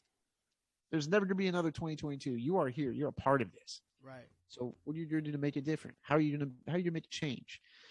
And these are things I told my staff in paranormal, and they'll tell you they were fired up every fucking night. And these are things that I hope managers bring to their venues next year, because Knott's needs that. These talent need managers that they can get behind and be like, hey, I'll run through a wall for this guy because he wants to win. He cares, you know? Yeah. That's I that's all I can say about it. If the time comes where I get to run Ghost Town, I'm going to lead that thing like a football team. Yeah. So we'll see if that time comes, if they trust me with it. But that will be a pumped up staff. I guarantee you that. They will all be very motivated and ready to go every night. Perfect. Oh, man. All right. Well, we're coming up towards the end of this particular interview. And, obviously, we had a great time. We definitely did. Oh, yeah. I appreciate you taking the time. I know this has been a long time in the making. Whew, I've had a lot of schedule confliction, so that's my apology here, but I appreciate you letting me come on. Yeah, I know moving is tough, so, It's a whole thing, man, but you know what? I'm here now, and I'm glad I took the time and we got to connect like this after some technical issues on my end. Yeah. And we got to finally sit down and chop it up, man. I can't wait to – are you going to I know you're going live, but are you also going to publish this? Yeah. Okay, cool. Well, I can't wait to hear it. Yeah, me neither. But like I said, the second part, you're just going to hear yourself if that's okay with you. Oh, I don't care. It's your platform, man. Do whatever you feel is necessary. Because I don't know why, but my mic was muted for the second part. But it's okay. They got the answers, and they probably got, like I said, they probably understood the questions. But, Well, you can mix up the order of these, Yeah. put them in whatever order you'd like. But, yeah, no, I'm very fortunate to be here. Very happy to be here. I appreciate you letting me come on and chop it up and talk Haunt. I love talking Haunt, so. So before I ask my last question, I think, if this will let me. Oh, yeah. Okay, 10 minutes. Good. Great. I only need 5. All right, cool. So I got something to share with you. And don't get mad, but we got to end this where, the interview was just hilarious for the last 10 minutes. There it is. Share that. Can you see this? Not yet. It says you started screen shared. Oh, there it is. Yes, I can see it now. Are you ready? Hold on. Let me. Yeah, I don't want to relive this, but You gotta do it. It's memories. go for it. All right, here it is. Notice this. Who wants to go through which side? I usually go through that side. I'm gonna go that side. Yeah. You don't want to go How's it going? There's Cameron, by the way. That's Cameron. God, look at her. She's terrible. Yeah, I agree. There's James. I almost dropped my phone right there. There it is. Oh my God! Look at this, France. Lewis. Oh my God! That's a big man right there, France. Yeah. There's my knee right there, scratching against the ground. That's up deep in the pocket. Goes down the field. Oh, touchdown! 85 yards. And he's out of here! Dude, no bullshit. I almost just fucking cried. Oh my fucking yellow short shorts. Fuck, man. Man, I was a stylish monster, dude. Oh, God. My makeup there is great, though. My makeup artist did a great job. Back at it again with the white bands. Again, Daniel. That was great. God, terrible. Art just captured the moment, and he made. He did. Wow. In my yellow short shorts and everything. Oh, there's the And royalty video. And with the replays and everything, man. Yeah, no, he did great editing that, but that scared me, man. And God, I'll never forget that moment. Yeah, I don't. Yeah, you know, obviously, if that didn't made me more afraid, then I don't know what to tell everyone. But that is something. That's a good thumbnail right there. That's a photo of our very last night at my very last night in 2016. Really? Spaz is there. You see me with my Joestown jersey. A bunch of our friends. Wow. That's a good one. I think that's the day we all went to Disneyland. All the royalty crew went to Disneyland. That's one of Johnny's funny videos. Yeah, I would play it if it wasn't for this. No, you're good. I just saw that and it reminded me about it. Yeah. If you have a link, if you want me to show you the link to that, I can if you want. No, I've seen it. I just haven't seen it in a long time. Okay, yeah, but I definitely would play it if. No, you're good, man. You're good. That makes me Zoom. smile because I haven't thought about that in a long time. Yeah, that's good, man. That was my last night in 2016. I didn't know if I'd ever come back. That was right when we walked off streets. Wow. Yeah, good memory. That umbrella that Spaz has too. That was one of the employee incentives that year. If you were over a 10-year vet, you got a haunt umbrella. Oh wow, that's great. Mm-hmm. And it lit up. It lights up at the stem right there. It lights up orange like a lightsaber. Wow. It's pretty cool. Yeah, man. That brings back some good memories. That's a good photo. Well, I'm glad that popped up after we witnessed the most scariest event of your life. Yes, sir. That's I've been shot at. I've been in some weird situations, but that was the scariest situation I've ever been. Yeah, I would probably have reacted the same way. Yeah, I'm glad I didn't piss my pants. I almost did. I'm glad you didn't, though. Well, thanks for letting me watch that before I go to bed. Yeah, no problem. Don't worry, we're both gonna have nightmares anyway, so. All right, on, man. But is there any last thing you want to tell, young people that are interested in joining their hometown haunts, or people that are just trying to see what if they want to audition for knots? Any last words you want to say to them? Yeah, I mean, I have a million things I could say to people in that position, but the bottom line is go out and, one, have fun. Do what is fun to you. Don't listen to – do what's safe, right? But do what's fun to you, and don't let everyone else try to tell you what's right and what's wrong. Yeah. The people that come up and tell you what you're doing wrong aren't the people that are going to help you. Right. The people that are help you are the people that you see doing well, and you go up and ask them for help. They'll guide you in the right direction. And then, secondly, don't give in to peer pressure at all. Like, this is your event. You have your fun. Don't let anyone tell you how to do stuff. Right. Don't let anyone give you a name. Don't let anyone hit you on the head if you're wearing a rookie hat. Don't just be your own person. Yeah.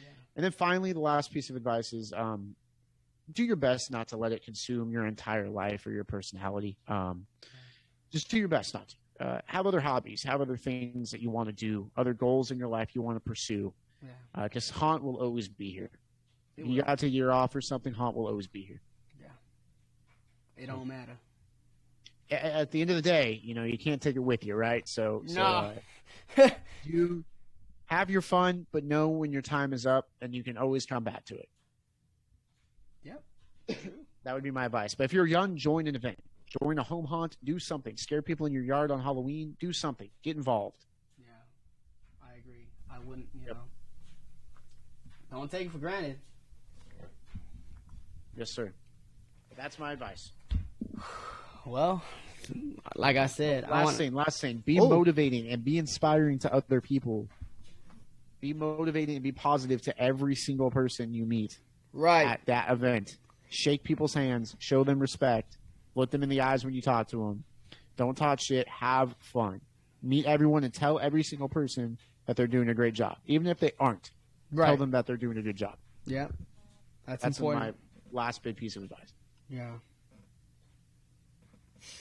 Well, I want to thank everybody and, of course, our friend Aaron Frame for joining our interview tonight.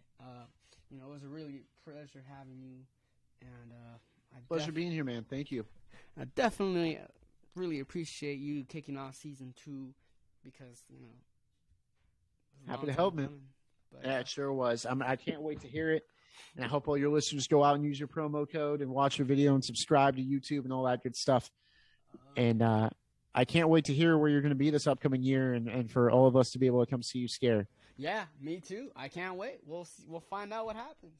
I'm ready to hear, man. Make sure you let us know. I'll be watching, excited, and waiting to hear. All right. Well, like my friend Aaron Fram said, use my code at w.com for 10% off your next order.